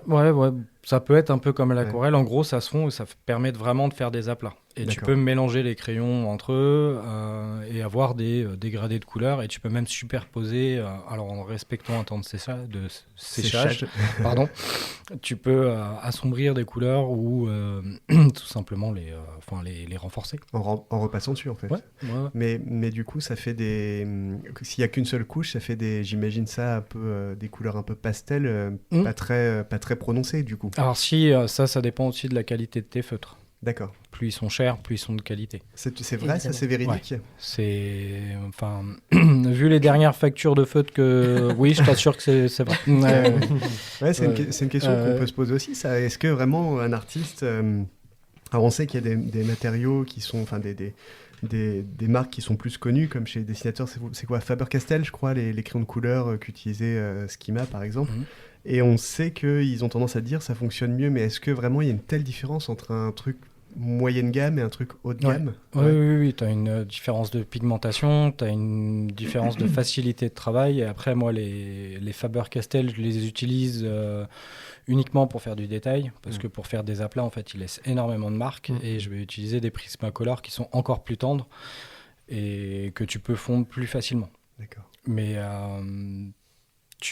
oui, c'est plus facile quand tu as du matériel de qualité, donc forcément qui coûte cher, mais c'est pas ça qui va te permettre de vraiment faire quelque chose de beau. Il faut le talent derrière aussi. Il faut le talent, il faut la technique, il faut du travail. Enfin, le talent, après, c'est un peu comme disait Pégase, il me semble que c'est lui qui disait ça, que ça fait pas tout. En fait, il y a énormément de travail et tu mets énormément de dessin à la poubelle et tu as toujours une feuille à côté pour essayer avant de mettre sur ton dessin. Peut-être préciser à nos auditeurs justement qui veulent expérimenter, il n'y a pas besoin d'investir au démarrage pour apprendre, il faut justement prendre essayer et rater, il faut prendre plutôt du bas de gamme et monter en gamme quand on est un peu plus sûr de soi quand même. Parce que la montée en gamme, je ne l'ai pas fait tout de suite. J'ai attendu 4 ans avant de mettre, il me semble que j'en avais pour plus de 1500 € pour 3 boîtes de fils. C'est ce que j'allais te demander, le prix, 1500 € pour 3 boîtes de feutres. Et encore, je les ai eu moins chers sur Amazon. Sinon, c'est 700 € la boîte de 72 feutres. C'est énorme. Ah oui, non, mais c'est un gros investissement quand tu veux de la très bonne qualité. Ouais. Et ça dure pas si longtemps que ça, j'imagine, quand tu fais des gros aplats, si, il dure. Alors, c'est un investissement au début, parce que les feutres que j'ai utilisés avant coûtaient 3,50 € à l'unité, mais ceux-là, je peux les recharger. D'accord. Du coup, alors, il faut 60 utilisations, mais après, c'est rentable. Et après, tu as un petit pot d'encre à côté, tu recharges, d'accord. Et tu changes les mines aussi? Tu peux les changer, D'accord. Ah oui, donc du coup, c'est vraiment ton investissement de départ et après du consommable, quoi. C'est du consommable. Et après, quand ton feutre a trop vieilli, tu peux racheter des feutres vides avec les capuchons qui vont bien par rapport à la couleur. Et tu peux refaire des feutres. Et donc, vas-y. Il faut visualiser ça comme un espèce de récipient que tu remplis avec ton encre et après que tu mets dans le... Ce que j'avais demandé, voilà, j'arrivais pas à parce que... Comme un stylo plume à l'ancienne. C'est une pipette en fait. Tu retires une mine, puis t'as comme un stylo avec une pipette à la fin et t'appuies un peu. Et c'est pas comme le stylo plume où tu mets la cartouche. Non. Là, c'est vraiment le liquide dans une bouteille et tu remplis le réservoir. J'imaginais les anciens stylos plume où tu tirais un petit truc et en fait ça grimpait dans le stylo, ça faisait... Ouais, là c'est la mèche en fait qui fait par capillarité. Ça, c'est pas le même principe, mais tu recharges un réservoir en fait. Oui, tu recharges un réservoir et puis...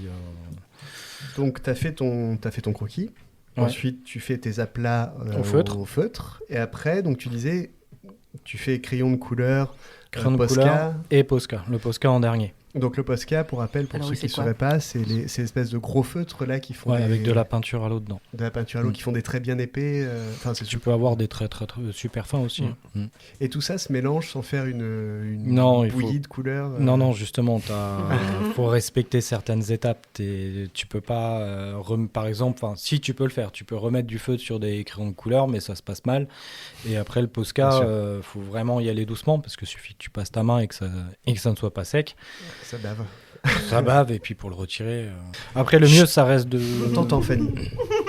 Mange C'est des pas moi. bonbons. C'est pas moi, c'est moi. Ouais, C'est la nana dans le ciné, là, t'entends. Derrière toi, là. Corn ou popcorn? On est quand même concentrés. Hein. D'accord. On va essayer de faire ça doucement. Et juste une dernière question là-dessus. Une fois que ton dessin il est fait, tout est sec, Ouais. tu vernis. Ouais, je passe du vernis pour peinture acrylique qui D'accord. permet d'avoir un espèce de vernis un peu brillant et comme c'est fait pour des matières qui sont quand même plus costauds que le crayon de couleur, ça marche super bien. Et je vais passer 1 ou 2 couches. D'accord. Plus du vert et après je propose aussi aux clients en fonction du format. Alors pour les plus gros formats, c'est même pas une option, c'est compris dans le prix. De mettre du vert anti-UV, Ah oui, pour pas que anti-reflet. ça perde la couleur un peu. Ouais, c'est un budget, mais franchement, j'ai vu la différence sur deux dessins différents à format équivalent. Ça vaut le coup. Oui, j'imagine. Ça vaut vraiment le coup. D'accord, merci beaucoup. On va reparler un petit peu après aussi, mais là, on va passer à Fanny. Il y a le temps de manger son bonbon. de dégommer les bons becs. Et oui, parce que, chers auditeurs et auditrices, on enregistre pour une fois en après-midi. Ouais. Ah, qui était À bien- l'heure de la sieste. Fanny était bien dégoûtée, il n'y avait pas de bière, mais bon, après... Voilà, mais pas de chips. Il n'y a pas de bière sans alcool en bas. Si, qu'elle a ramené elle en plus. C'est vrai. Fanny, toi, tu parlais tout à l'heure de ton activité de coach pro. Oui. Donc ça, c'est les deux grands trucs que tu fais dans la vie. C'est donc ton activité professionnelle hein, Ouais. et ton activité plus de loisirs, donc le podcast. Est-ce que tu peux nous expliquer l'un et l'autre dans l'ordre que tu veux comment ça fonctionne Ou dans ta inversement. vie Ou inversement proportionnel. Et il n'y a pas que ça. Il n'y a pas que ça. Et il y en a plein d'autres. On peut commencer par quoi On va commencer par Lemon Factory parce que c'est la plus récente et puis c'est la plus rapide à expliquer et la plus simple, je crois. Du coup, passionnée de podcast depuis 2018, tout pile. Et du coup, j'ai toujours voulu créer un podcast et il est sorti en août dernier. Lemon Factory, l'idée, c'est un peu comme un magazine audio. Il y a plusieurs rubriques et c'est toutes mes facettes. Là, c'est vraiment très égo. C'est toutes mes facettes, mais à destination de la réflexion, de l'inspiration, d'éveiller le public à plein de choses. Donc, il y a une rubrique où c'est « Il et elle m'inspire » où je vais interviewer des personnes qui m'inspirent de l'énergie. Il y a vraiment ça, en fait. Transmettre de la positivité, c'est vraiment le cœur, c'est mon cœur, je crois, c'est un peu ma mission. Ça se sent beaucoup hein, quand on l'écoute. Ouais, cool. C'est le but. Donc voilà, il y a cette rubrique-là. Il y a une autre rubrique qui s'appelle Que sont-ils et que sont-elles devenus ? Donc là, on échange avec des clients et des clientes que j'ai accompagnés dans leur parcours. Alors, il y a toutes prestations confondues parce qu'effectivement, je fais du coaching, mais aussi du consulting. Donc, ça peut être leur parcours après un accompagnement de conseil en orientation et carrière. Donc, en gros, après une reconversion, qu'est-ce qu'ils sont devenus ? Où est-ce qu'ils habitent ? Qu'est-ce qu'ils font ? Est-ce qu'ils sont heureux ? Ça peut être de la création d'entreprise, donc est-ce qu'ils ont créé leur entreprise, etc. Donc il y a ça, il y a la source de la psycho. Alors il n'y a qu'un épisode pour l'instant, il y en a d'autres qui arrivent. La source de la psycho, c'est vulgariser la psychologie. Ça, c'est une bonne chose. Ouais, il y a beaucoup trop de désinformation. Alors, j'ai des sujets, des causes qui me tiennent vraiment à cœur et il y a tout ce qui est lutte contre la désinformation et contre le charlatanisme et les dérives. C'est quelque chose qui me touche personnellement, vraiment dans mon histoire de vie personnelle. Et voilà, donc la source de la psycho, l'idée, c'est vraiment de vulgariser la psychologie. En France, aujourd'hui, si on dit psycho, on pense beaucoup psychanalyse et seulement divan. Ouais. Et c'est absolument mais C'est 1%. très français, ça, pour le coup. Oui, c'est très français. Vous aimez? C'est français. C'est français. C'est pas très, tellement français, oui. Et puis on a aussi cette image de la psycho, d'un peu rattachée à la folie presque. C'est ça. Ça fait peur, quoi. Ça n'a pas évolué, alors ouais, c'est fou. Oui, je me permets de préciser que la psychanalyse, en fait, il n'y a que 2 pays où c'est vraiment prôné et mis sur un piédestal, donc c'est la France et l'Argentine, et que dans beaucoup de pays, la psychanalyse est décriée, voire clairement mal vue. Donc la psychanalyse, elle peut être au service du patient, effectivement, et faire... son job, mais il faut vraiment la prendre avec des pincettes et bien se dire que dans la plupart des pays et la plupart des cultures, c'est vraiment pas l'outil principal qui est utilisé. Et quand on regarde les statistiques d'efficacité, on n'a pas la psychanalyse pas du tout, même dans le tableau, quoi. Ok. J'ai digressé, je sais plus. C'est pas grave. Non, tu parlais du podcast. Il y avait aussi. Voilà. Il y avait aussi un épisode que j'ai commencé à écouter où vous étiez plusieurs copines autour d'un micro là, qui était super sympa. Ça faisait très comme nous un peu en fait. Ouais. Bah, oui, 4 poteaux, 4 micros. Donc ça, 4 poteaux, 4 ouais, l'idée c'est de partager un peu nos recommandations culturelles et puis nos petits moments de bonheur de la vie.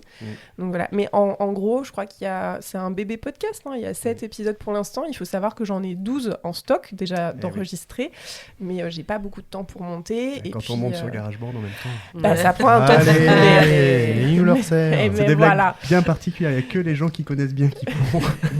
Mais tout le monde me le dit, mais c'est le seul truc que je comprends. Bien sûr. Faut t'entourer. Oui, non, mais c'est clair.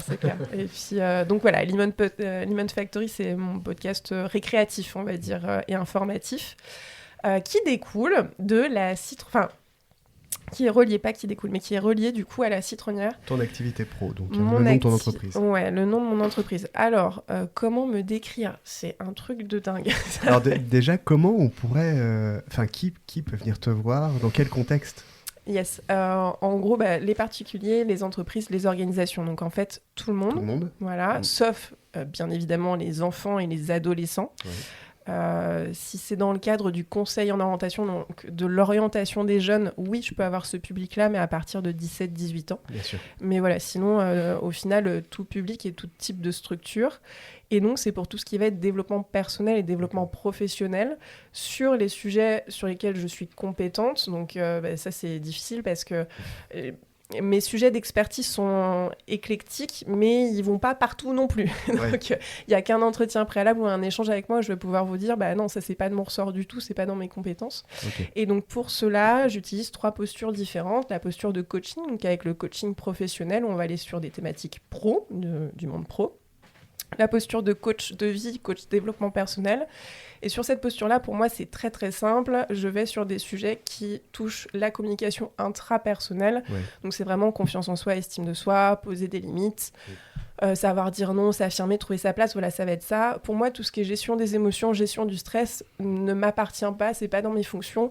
Parce qu'il y a un ancrage qui est physiologique dans la gestion du stress et la gestion des émotions. C'est un métier à part. C'est un métier à part et je pense qu'il faut vraiment une formation psycho pour aller sur des terrains qui touchent la physiologie d'une personne. Formation que tu vas faire du coup. Formation que je vais terminer, oui.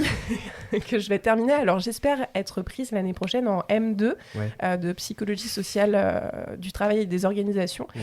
Voilà, pour pouvoir avoir cette 4e posture. On croise les doigts. Ouais, 4e corde à mon arc, mais ça va pas être évident du tout à gérer avec la parentalité, avec l'entreprise, avec le tout podcast, le reste, avec la vie en fait. C'est avec la vie. Mais ça le programme me fait hyper envie. Enfin, ça me met l'eau à la bouche, quoi, comme un paquet de chips. Elle est en train de saliver là, vous voyez pas. Mais... Vous auriez pas une serviette. Et alors du coup. Quand on a fait ce petit point avec toi, cet entretien préalable, où tu vas dire oui, on peut bosser ensemble, non, on peut pas bosser ensemble, tu as un programme qui est déjà fait pour tout le monde ou tu détermines un temps quand ça se passe ? Je détermine. Alors déjà, ça va dépendre du sujet. Bien évidemment, la personne, quand elle vient me voir, elle a une idée en tête. Donc soit ça va être confiance en soi, ou je veux créer mon entreprise, ou je suis perdue professionnellement. Alors, si on parle des particuliers, pour les sujets des entreprises d'organisation, c'est beaucoup plus vaste. Donc je vais aller là-dessus que sur les particuliers. Donc déjà, il va y avoir une thématique, et la thématique va un peu orienter le modèle d'accompagnement Quand c'est de l'orientation professionnelle, j'utilise souvent le consulting, donc un accompagnement de conseil en orientation et carrière. D'accord. Et en gros, je pose énormément de questions durant cet entretien préalable. Ça va permettre de savoir si c'est bien moi la bonne personne. Je vais informer aussi, je vais préciser que le bilan de compétences existe, je vais préciser les différences, les avantages, les inconvénients des deux. Je suis vraiment super méga fair-play en entretien préalable, c'est hyper important parce que le bénéficiaire, il doit avoir toujours cette notion de lutte pour l'information et contre la désinformation. Le bénéficiaire, il doit avoir toutes les clés en main. Il ne s'agit pas de faire juste de l'argent pour faire de l'argent, en fait. Non. La notion de liberté, elle est intrinsèque à ma personne, elle est vraiment très forte, mais en fait, je crois que c'est vraiment familial. Mais elle est aussi dans mon entreprise, elle est dans l'E-Mon Factory, elle est limite dans l'éducation. Comment j'éduque mon chat, ma fille. Mais ouais. Elle a dit le chat en premier. Il était là en premier. La gestion des priorités. Il était là en premier, effectivement. Mais voilà, la liberté que le client puisse choisir effectivement son modèle d'accompagnement, etc. Donc non, pour en revenir, c'est personnaliser le nombre de séances. J'arrive, et ça surprend souvent les gens, j'arrive à cibler un nombre de séances déterminé, à pas le dépasser et à faire tout un programme avec qu'est-ce que je mets à l'intérieur. Mais je pense que ça, c'est vraiment l'expérience. Enfin, c'est pas un métier... la citronnière, elle n'est pas née de nulle part. J'étais salariée avant, consultante RH et bilan de compétences. Donc, c'est quelque chose que j'ai pu exercer. Toi, en fait. Ouais, j'ai bien pu exercer la chose avant. Donc, tu as un kit, on dirait. Ouais. T'as ta mallette avec toi et tu sors tout. Alors, c'est imagé, hein, mais... Ouais. Mais voilà, c'est ça en fait. Tu adaptes, tu vas prendre tes outils. Ouais. Alors, je crois que tu en as des centaines. J'en ai environ 300 que je trie chaque année parce qu'il y a des outils qui sont peut-être obsolètes avec le temps. Il y a des nouveaux outils qui arrivent tout le temps sur le marché. Donc c'est très vaste, mais oui, j'en ai environ 300. Il faut savoir qu'il y a un tronc commun inhérent à tous les accompagnements, que ce soit du coaching, de la création d'entreprise, du conseil en orientation, et même pour tout ce qui est coaching en entreprise aussi, le coaching de dirigeants, d'équipe. Donc j'ai un tronc commun avec une palette de tests et des exercices, des trucs comme ça. Mais oui, j'ai plus de 300 outils. Il y a les outils en termes d'exercices, etc. Mais il y a aussi les formations, tout ce qui est analyse transactionnelle, processcom, programmation neurolinguistique, tout ça, j'en ai mangé. La PNL, j'en fais plus beaucoup aujourd'hui parce que c'est plus trop quelque chose que je trouve pertinent dans mes accompagnements et j'utilise des outils avec lesquels j'ai confiance, auxquels j'ai confiance plutôt. Et j'ai moins confiance en la PNL, j'ai beaucoup plus confiance en l'analyse transactionnelle. Parce que t'aimes pas le rap. Exactement. Passer au NTM, c'est un peu plus vieux, mais... C'est pas du rap. Pour revenir sur la musique, mon chéri adore la musique. Ça compte, Clem, ça compte. Ça compense. C'est peut-être lui qu'on aurait dû inviter. Voilà. Merci beaucoup. Je vous propose de passer à la Stanley rubrique. Allez.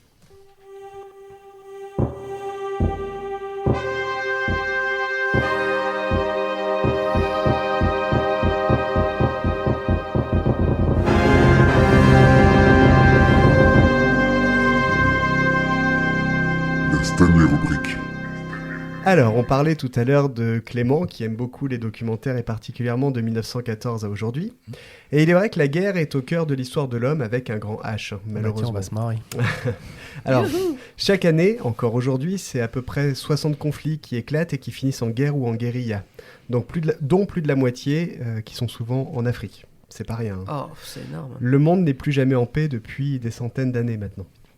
Il y a une guerre un peu particulière, cependant, je dirais même très étonnante, voire marrante. Ah merde. C'est possible, ça ? Ouais, et selon vous, alors pourquoi cette guerre était particulière, étonnante, marrante ? Faut qu'on trouve où elle était. C'est quoi, c'est quand vous balancez des bouts de cake dans le studio C'est une guerre marrante. Ah, quand on te balance le cake. Alors, je vous écoute. On n'a pas plus d'indices là pour démarrer. C'est parti, on y va. C'est pour ça qu'on toutes peut les poser questions plein de questions. Okay. C'est hyper large. En entonnoir. Donc la guerre marrante. Une guerre marrante, ouais. En Afrique ? Non. En Europe ? Non. Amérique du Sud. Alors, non. Mais si vous trouvez la localisation, effectivement, ça va vous aider. Amérique tout court ? Non. L'Amérique. En Asie. Il y en a encore d'autres des continents, Fanny. Mais non, mais là je suis bloquée sur... En Asie ? Non. Océanie. Oui. Mais il restait plus que celle-là. Hein. Il restait l'Antarctique. Australie, pour être exact. Australie. Australie. La guerre des kangourous, la guerre des Non. fleurs, la guerre Non. des wombats, Non. la guerre des... Non, En mais fait, Attends, il y a la elle coupe de mitraille. boomerang. c'est pas bête. Hein. C'était une guerre d'animaux Ouais. C'est Ah pour ouais ça que c'est pas bête. Ah ouais. Entre deux clans d'animaux Non. Ah, entre deux espèces différentes Oui. Ah, Ah. oh purée, Ouh là là. les crabes. Non. Non. Des crocodiles. Pourquoi des crabes Non. Il n'y a pas eu une invasion de crabes en Australie? Ok. Peut-être. Je sais pas, Si, peut-être. Hein. Mais Un vous êtes, tox, vous un êtes tox. sur la même voie, hein, la bonne voie en tout Donc cas. il n'y avait pas de kangourou. Alors. Les araignées, les araignées. Non. Clément. Il n'y avait pas une histoire d'un escargot énorme qui venait d'Océanie. Non, c'est. Alors c'est l'histoire d'un escargot C'est ça ta blague? Alors, Avec les des crabes. gigantesque. de lapin. C'était pas des crabes, non, c'était pas des lapins. c'est On va une penser espèce, Australie, une espèce qui a voulu reprendre son territoire.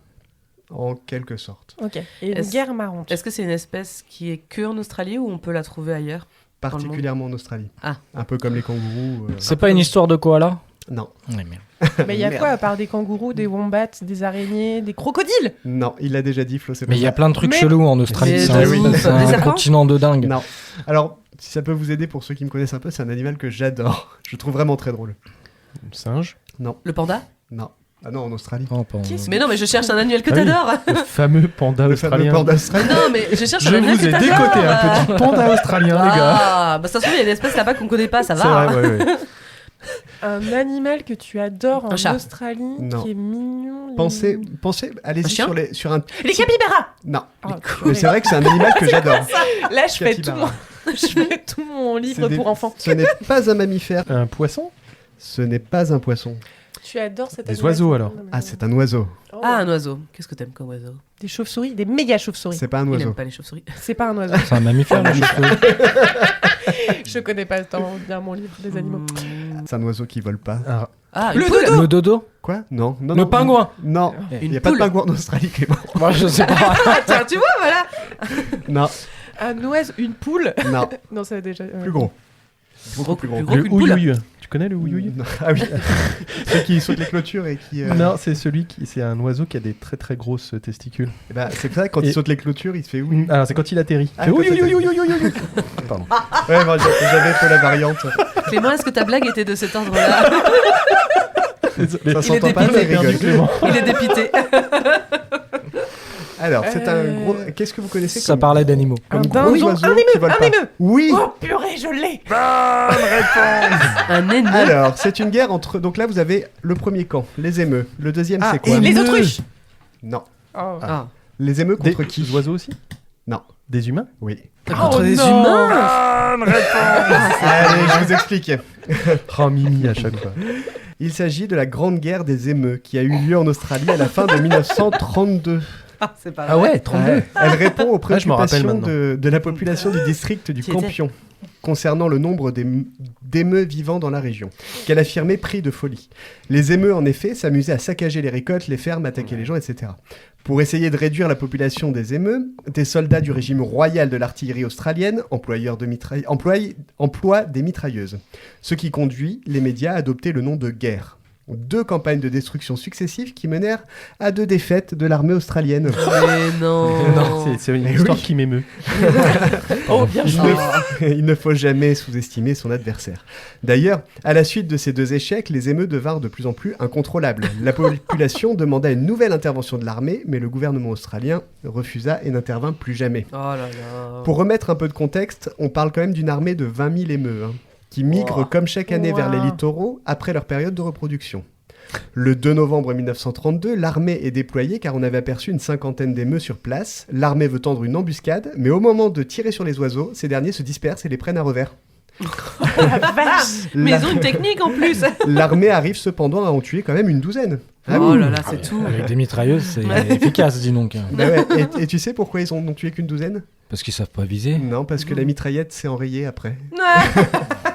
Et ben, Au bout de 4 jours de campagne acharnée, le commandant Meredith, en charge de l'opération, indique que chaque groupe de volatiles semble avoir son propre meneur.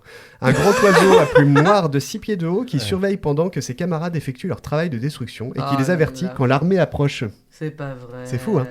À la fin de l'opération, c'est 2500 cartouches tirées pour moins de 50 oiseaux morts. Hein. Le commandant Meredith indique qu'aucun soldat n'a été blessé pendant l'opération, ce qui est une bonne chose.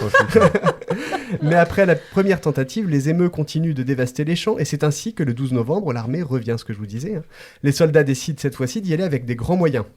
Ils montent ainsi des mitraillettes lourdes sur le dos de Jeep. Sauf que une Jeep sur un terrain boueux et écharpé, ça s'enlise et ça bouge dans tous les sens. Difficile de viser et certains véhicules se retournent même. Résultat des courses, impossible de tuer grand monde tant la visée est difficile. L'armée se fait déborder par ces oiseaux qui passent à droite, à gauche à plus de 50 km/h. Et au bout de 45 jours de conflit, le résultat est de 2500 émeutes tués, ce qui reste la coquette somme de 17 500 encore actifs. On parle d'ici d'un oiseau qui court vite, évidemment, et qui mesure 1,80 m. C'est à peu près ma taille. C'est énorme. Il est immense, hein. Un descendant des dinosaures, incapable de voler, effectivement, mais il peut se propulser vers l'avant et mettre des coups de tête. C'est ce qu'il a fait sur certains soldats. Il peut marcher 24 km par jour, seul ou en groupe. En gros, il s'agit d'un animal australien. C'est ce que tu disais tout à l'heure, Clément. Il y a des images de tout ça et je vous incite à aller voir sur Internet. On en mettra. Je vais pas parler plus longtemps de la Grande Guerre des émeutes car le sujet est vaste, mais alors que l'armée se croyait invincible et pensait régler cette histoire en 2 secondes, finalement, peut-on dire qu'elle a vraiment gagné cette guerre ? Je sais pas. Hein. Mais ça m'étonne même pas en fait. Bah ouais. C'est l'Australie, quoi. Non, mais ça m'étonne même pas. Et puis c'est une autre époque. C'est une autre époque, puis utiliser des mitraillettes pour aller shooter des oiseaux. Oui, c'est un peu ça particulier. bouge. La mitraillette, c'est pas fait pour Genre faire ça. des Quoi. chasseurs, quoi. Comme quoi, il y a autant de types de conflits que d'êtres vivants sur cette terre. Merci de m'avoir écouté en tout cas. Merci. merci pour Je me coucherai moins bête ce soir. J'ai appris plein de trucs. On va tous sortir nos émeutes ce soir. J'adore les émeutes, je trouve ça trop drôle. C'était vraiment très réussi. Ah oui, moi j'aime trop les beaucoup émeutes. celle-là. Bon, alors dans cette dernière partie, on a encore d'autres petites questions à vous poser. Avec grand plaisir. Je sais plus chez qui on avait commencé. On avait commencé avec toi, Clément. Oui, on avait commencé avec Clément. Alors, on va repartir sur ce que tu disais tout à l'heure. Tu parlais de la créativité et des neurosciences. Donc, l'une découlant de l'autre, ça pique vraiment ma curiosité. Explique-moi. Oh, ça pique. Oh là là. Alors, eh bien, la créativité, que te dire dessus ? Au final, elle est étudiée depuis pas mal d'années, sauf qu'on n'en parle pas beaucoup. Il y a une chaire de psychologie de la créativité à Paris, donc avec des chercheurs, des psychologues, enfin tout un consensus de personnes qui font des recherches dessus. La créativité, en fait, on peut voir, si on passe à un encéphalogramme, on peut voir effectivement les process, les zones du cerveau qui sont en surbrillance quand on est dans un processus créatif. Et les chercheurs, ça fait longtemps, qui sont OK sur... Attends, j'y arrive plus. Les histoires à tiroir. Ouais, c'est clair. Que te dire sur... Mais non, mais c'est parce que le sujet est tellement vaste sur la créativité et les neurosciences. C'est quoi ? C'est comment fonctionne la créativité dans le cerveau ? Ouais, c'est ça en fait. Ok. La créativité dans le cerveau, elle va fonctionner à travers 2 gros réseaux cérébraux. Le premier réseau, ce sera le réseau du mode par défaut. Le mode par défaut, c'est... ça va activer des zones cérébrales où c'est clairement le mode où tu es en pleine réflexion, où tu vas être dans le vagabondage d'idées, de pensées, etc. En fait, tout processus créatif commence par celui-ci. C'est pour ça que quand on a le syndrome de la page blanche ou quand on n'arrive plus à créer, on dit souvent lâche-toi la grappe, va te promener, etc. pour réactiver un petit peu, nourrir un peu ton inspiration. Ça va être ça, c'est ce qu'on appelle un petit peu tout ce qui va être pensée divergente. Il faut diverger, laisser divaguer le cerveau, tout ça. Okay. C'est d'ailleurs la principale performance des personnes qui ont un TDAH, un trouble de l'attention avec ou sans hyperactivité. Ils vont être très performants et beaucoup trop performants sur le réseau du mode par défaut. Le deuxième réseau, ça va être le réseau du contrôle exécutif.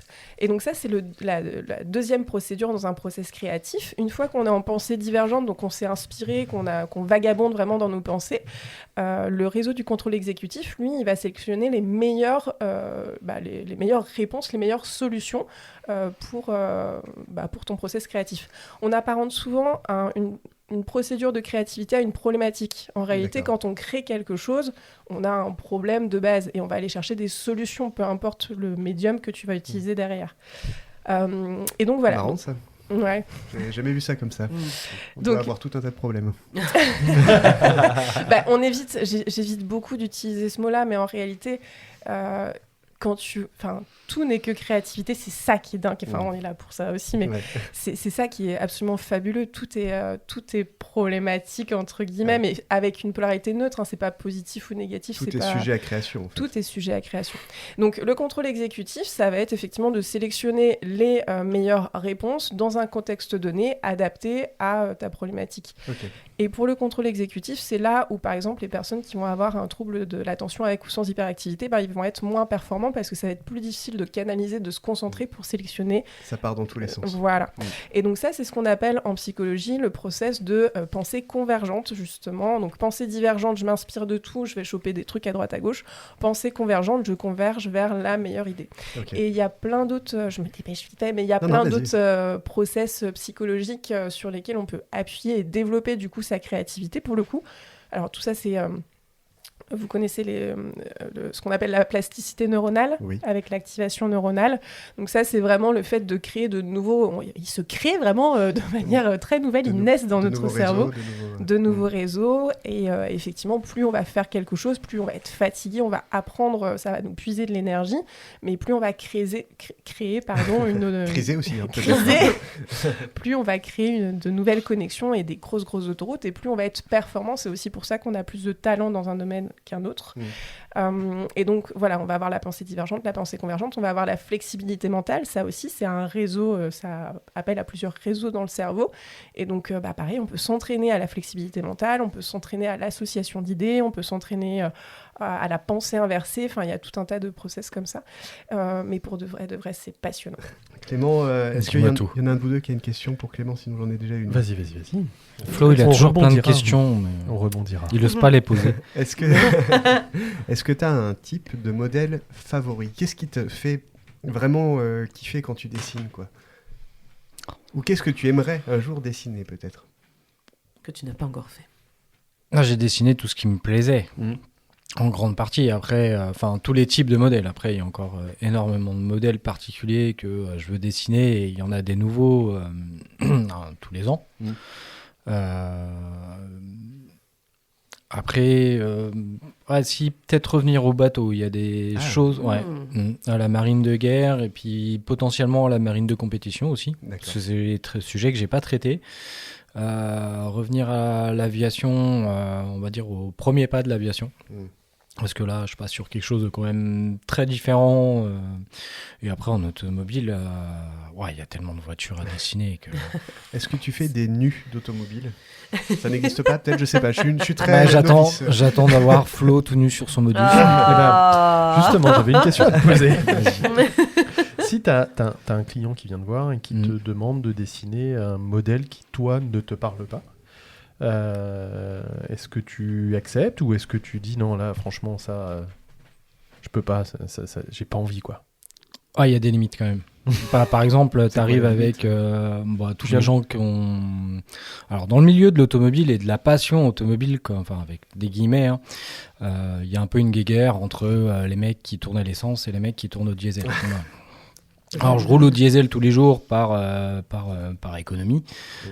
Mais après, voilà, je considère qu'une voiture sportive et une voiture passion... Ça tourne à l'essence, quoi. Après, le diesel, il y en a plein qui vont t'expliquer, oui, c'est du sportif, c'est pas vrai. Et ça, c'est une des limites que je m'impose. Le mec qui arrive avec sauf quelques modèles qui sont très très rares et où c'est tellement débile comme ce concept que ça en devient drôle. Là, oui, pourquoi pas. Comme le Renault Espace? Ouais, mais tu sais qu'il y a un Renault Espace avec un moteur de Formule 1 dedans. Ouais. L'Espace F1, ça c'est un des trucs qui développe un nombre de chevaux, 800 chevaux, je crois. Ouais, puis il est entre les quatre, il est entre les sièges arrière, ça c'est rigolo. C'est merveilleux. C'est un beau concept car qui a tourné. Et qui est impossible, qui est très compliqué à redémarrer apparemment. Ah bah oui. Sacré manivelle. Vraiment fait pour. Après, bon, moi je suis fan du multiplat de Sylvain de Feu Villebrequin et Pierre Chabrier, voilà, tout à fait. Donc, mais tu sais que mes parents en ont eu Ils ont eu un multiplat. Mais pas de 1000 chevaux. Alors, pas de 1000 chevaux, Pas non. le multiple. Là, ils ont eu un multiplat de 110 chevaux, mais c'est génial comme bagnole. Franchement, t'as une place. Il paraît que c'est bien, c'est juste moche en fait. Quoi. C'est ignoble, mais c'est génial. C'est fantastique. Oui, tu mets ça par rapport à un 3008, comme tous les crossovers qu'ils essayent de nous vendre, qu'ils réussissent à nous vendre. T'as une place monstrueuse. Tu dessinerais un multiplat si on te le demandait par exemple? Ouais, juste pour le délire, un multiplat, ouais, je le ferais. Excellent. Un multiplat, ouais. Et un autre sujet qu'une voiture, qu'un avion. Mais j'ai commencé par dessiner des nanas, en fait, faire des portraits de femmes. Et tu le ferais encore? Tu le fais encore? Ça reste de la belle carrosserie, hein. Tant que tu railles pas la carrosserie. On parlait de portraits. Il me semble que j'avais fait un... On n'aura plus d'auditeurs. Si, il me semble. Et plus d'invités surtout. Au début, j'avais fait un nu de... Enfin, j'avais repris une photo de Nathalie Portman. Et refaire un nu, pourquoi pas. Juste pour l'expérience, juste pour tester, parce qu'après, les voitures, c'est bien, mais il y a un moment, il faut aussi pouvoir respirer artistiquement, on va dire. Eh bien, merci beaucoup à tous les deux. On va passer à la dernière rubrique, mes amis. Ça fait déjà un certain temps qu'on est ensemble, ça passe assez vite. La rubrique qui a fait la renommée de ce podcast, qui s'appelle Je t'ai plus. Flow et usage de Flo, qui est animé par Flo, et que nos auditeurs et auditrices fidèles appellent la FUF, effectivement. Allez. Selon le code pénal, l'usage de flow désigne toute altération frauduleuse de la vérité.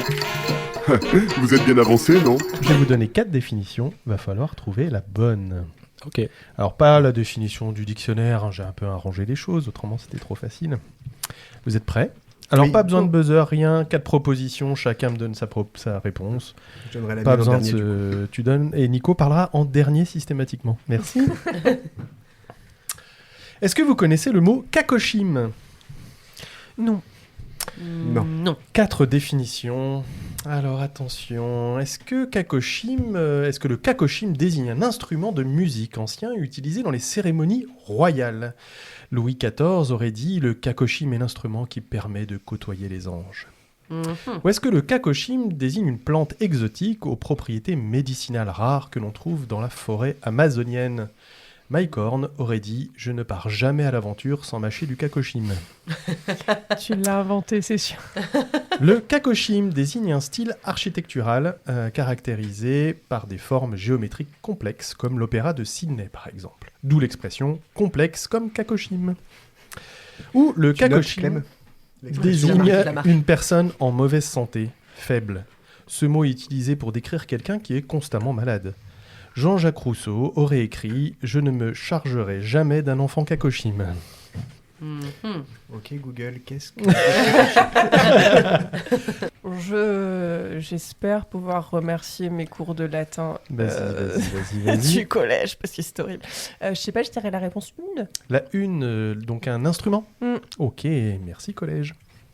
Je dirais la 2. La 2 pour Clément, ok, très bien. La plante.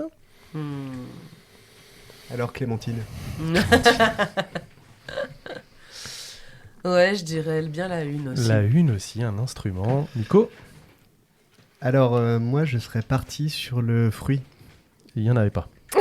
C'est quoi la deuxième? Une plante exotique. Oui, c'est ça. Tu me regardes plus. C'est que c'est tellement long que... Eh ben mes amis, personne n'a raison. C'est pas vrai. Personne en mauvaise santé. Et Jean-Jacques Rousseau a vraiment écrit: je ne me chargerai jamais d'un enfant kakoshim. Chacun y voit ce qu'il veut. Quelle bande de nuls. C'est assez tendancieux quand même. Eh oui. Est-ce que vous connaissez le mot apax? Non. H-A-P-A-X pour faire. Merci. Non. L'Apax, est-ce que c'est un ancien jeu de société où les joueurs doivent aligner des pierres de couleur sur un plateau? C'est l'ancêtre du morpion. L'Apax est une technique de peinture utilisée par les artistes de la Renaissance pour créer des effets de lumière uniques. Est-ce que l'Apax est un mot qui n'a qu'une seule occurrence dans un corpus donné, comme par exemple supercalifragilisticexpialidocious? C'est nul. Après, il faudrait qu'on se souvienne des autres réponses. Ce mot est J'ai repris oublié dans de le première. langage courant. Quand il est repris dans le langage courant, et ben en fait, c'est un néologisme. Où un apax est lancé dans l'eau par les pêcheurs pour attraper des poissons. C'est nul. La réponse 4. Non. Ah, je vous facilite la vie, les amis. Il y en a plus que 3. Je dirais la 3. La 3, super fragilise. Ouais, je dirais la 3 aussi. Ouais, ok, d'accord. Clem Ouais, je dis la 2. La 2. Une Pourquoi technique tu de fais pas comme peinture. nous Clément, t'as dit la 3, toi. Ouais. Pour changer un peu. J'ai oublié la première, mais il me semblait que c'était celle-là que je voulais dire. Un ancien jeu de société, Voilà. ancêtre du Un morpion. fruit. Ouais, c'est ça. J'aurais dit ça, le jeu. Ah, mes amis. Michel. C'est quoi, c'était la 4, c'est ça? Nos invités ont raison. C'est la 3. Bonne réponse. Merci, Allez, Rémi. on avance. La férule. Vous connaissez la férule? Ou ça me pue dit la quelque maladie, ça. chose. Voilà, la Alors, ça pue le férule. poisson, je dirais. Je crois. La férule, c'est plein de choses, mais là j'en ai choisi un. La férule, à l'époque romaine, était une petite palette avec laquelle on frappait la main des écoliers en faute, d'où l'expression être sous la férule de quelqu'un. La férule était l'unité du sextant, qui est un ancien outil de navigation utilisé par les marins pour déterminer leur position en mer, d'où l'expression être à 2 férules de sa destination. La férule est une maladie sexuellement transmissible douloureuse, très courante à l'époque de Louis XVI. Marie-Antoinette elle-même en était atteinte, d'où cette citation qui reste à la postérité. « Coupez-moi la tête avant que la férule n'emporte le reste ». La férule Ça est serait une très crédible. danse traditionnelle des montagnes alpines, exécutée lors des festivals pour célébrer la fin des récoltes. D'où l'expression « Vivement la fin des récoltes, que je lui fasse danser la férule ». Bon, c'est pas la dernière. Ça a dû bien te marrer quand même. hein. Ouais.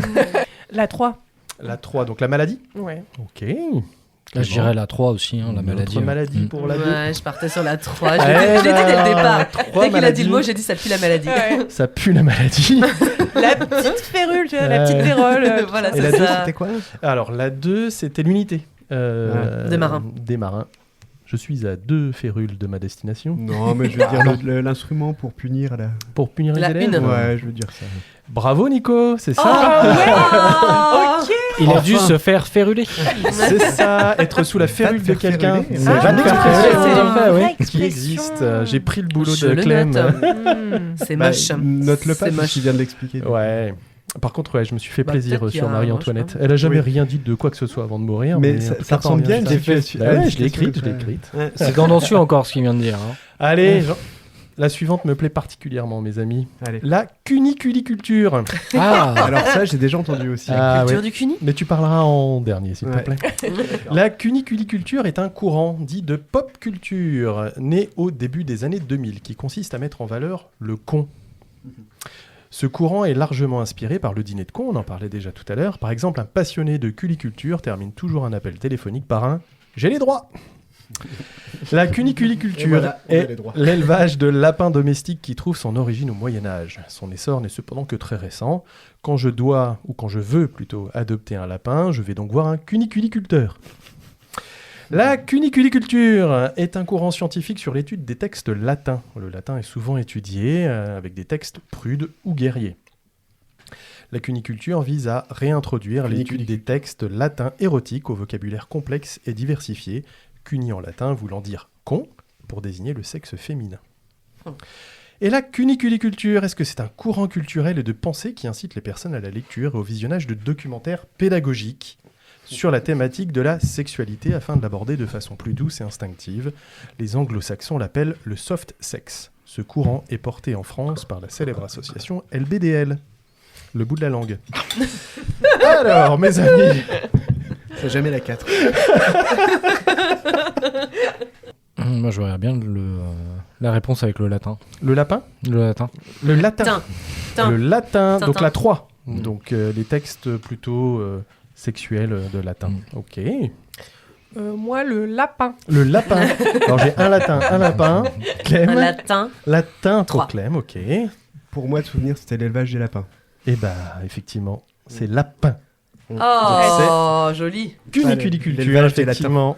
C'est en fait c'est aussi en termes latins les lapins. Allez, un dernier, promis. Allez. La pendiculation. Ah, je sais. Bah, je l'ai expliqué dans un podcast. Ah bon? Ouais, j'ai expliqué ce que ça voulait dire pendiculer. Ah bah mince. Dans les Bah, tant expressions perdues. C'est pas Ouais. grave alors. Bah, je sais. Bah tu joues pas alors. Enfin tu joues mais en dernier. Je joue en dernier. Je peux Bah, être tu le vois, je veux joker de oublier. quelqu'un. La pendiculation est le principe d'inséminer une femelle panda avec les semences d'un ours brun. Ce croisement donne un animal que l'on connaît sous le nom de pandisli, pour panda et grizzly. La pendiculation... Je me revois écrire tout ça, c'est horrible. La pendiculation est l'action de positionner une pendule au-dessus du ventre d'une femme enceinte pour connaître le sexe de l'enfant. D'où la phrase « J'ai été voir un médium, il m'a pendiculé, je crois que ça va être une fille ».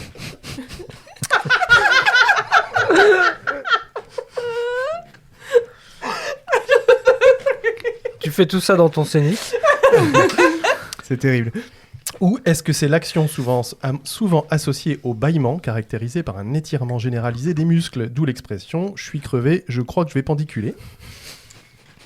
Ou la pendiculation est le nom de l'affaire juridique qui a fait trembler la France dans les années 2010, où plus de 15 000 trentenaires ont porté plainte contre Chantal Goya pour tentative de lobotomisation lors de leur enfance à cause de sa chanson Pandi Panda. L'affaire sera classée sans suite par le parquet de Beauval. La 2. La 2 pour le médium, pour le pendule, plus exactement. Ouais, je crois la 2 aussi. Ouais, la 2, ok. Clémouillasse. C'est la 3. La 3. Tu l'as observé, t'as vu des signes? Non, Et je me elle se rappelle aussi. souvient, Ah, ok, d'accord. Bah oui, c'était là, forcément. Pendiculer, c'est quand vous baillez en étirant les bras comme ça. Ah, c'est un mot qui existe pour ça. Ouais, oui. Quand Un tu point pour Clem et crevais, moi. tu vas pendiculer, effectivement. Je vais le ressortir ce soir. Pendicule. Je pendicule Ma à chérie, je fond. suis désolé, je vais pendiculer là. Elle va me regarder avec ses gros yeux. Et je vais avoir peur. Merci mes amis, c'est la fin de cette fuf. Moi, Merci je veux à les toi. points maintenant. Eh bien, je l'ai marqué quand même si on savait la réponse, mais... Moi, j'avais oublié, dis donc. Mais je suis à égalité avec Clément, à 1 point. C'est le seul et unique point que j'ai gagné. Mais tu progresses par rapport aux autres jeux. Oh C'est moche. Ensuite, c'est Fanny avec 2 points. Et ensuite, Nico avec 3 points. Ouh, la remontada. J'étais pas sûr de moi, hein, vraiment. Sur Ah celui-là. bah ouais, mais c'était vraiment pas évident. Hein. On demande souvent à nos invités une dernière chose. Si vous deviez garder qu'un seul mot pour votre vie, pour votre métier, vos passions, ou pour le podcast, pourquoi pas, un seul mot, ce serait quoi? Clément. Allez, amour. Amour, tiens. Ah. Deuxième fois qu'on l'a. Amour. Trop chouette. Citron. Non, Liberté. j'aurais pu, mais liberté, ouais. Bah, Liberté. oui. Amour et liberté. Des mots qui font rêver. Heureusement, si on avait eu 3 invités, on aurait eu amour, gloire et beauté. Ouais. Mais, Amour, gloire et liberté. Clément n'en peut plus, il est épuisé. Il a hâte que ça se finisse. L'amour, la liberté sont 2 mots qui sont vraiment oui. merveilleux. La liberté d'aimer et puis aimer en toute liberté aussi, pourquoi pas. Hein, c'est beau. Qu'est-ce que c'est beau. Merci à tous. N'oubliez pas de partager cet épisode aux gens que vous aimez, aux gens que vous aimez pas aussi, parce que bon. Surtout dans Ce sera leur punition. Ça sera leur punition. Merci beaucoup. N'hésitez pas à aller voir les réseaux de nos deux invités. Alors, Flo vient de se manger le micro. Le réseau de nos 2 invités. Donc Fanny, que vous pouvez retrouver donc dans ton activité professionnelle La Citronnière. Et puis surtout son podcast également Lemon Factory. Merci Voilà. beaucoup. Oui. Lemon comme le citron, Factory avec un Y à l'anglaise. Yes. Et je tiens à signaler, c'est pas radiophonique, mais elle a un citron tatoué sur le bras. Et je l'ai pas vu. Que j'ai fait hier. On va, on va prendre une photo. Voilà. Il est trop beau. Et merci également à Clément. Vous pouvez retrouver sur les réseaux sous le nom de Clément Motor Art. Oui. Voilà. Insta, Facebook, tout ça. Instagram et Insta. TikTok. Enfin, surtout Instagram. Et merci à mes 2 chers co-animateurs. On se retrouve dans 15 jours avec des invités encore plus fabuleux que ceux-là, je pense. Hein. Non, Impossible. impossible, on aura pas de mots. À plus. Merci. Merci. Les gars dans le monde. On va lâcher des lapins. Merci d'avoir écouté Plein Phare. On t'a gâté. Papa, maman, je suis artiste. On se retrouve au prochain épisode. Mais c'est pas un espace.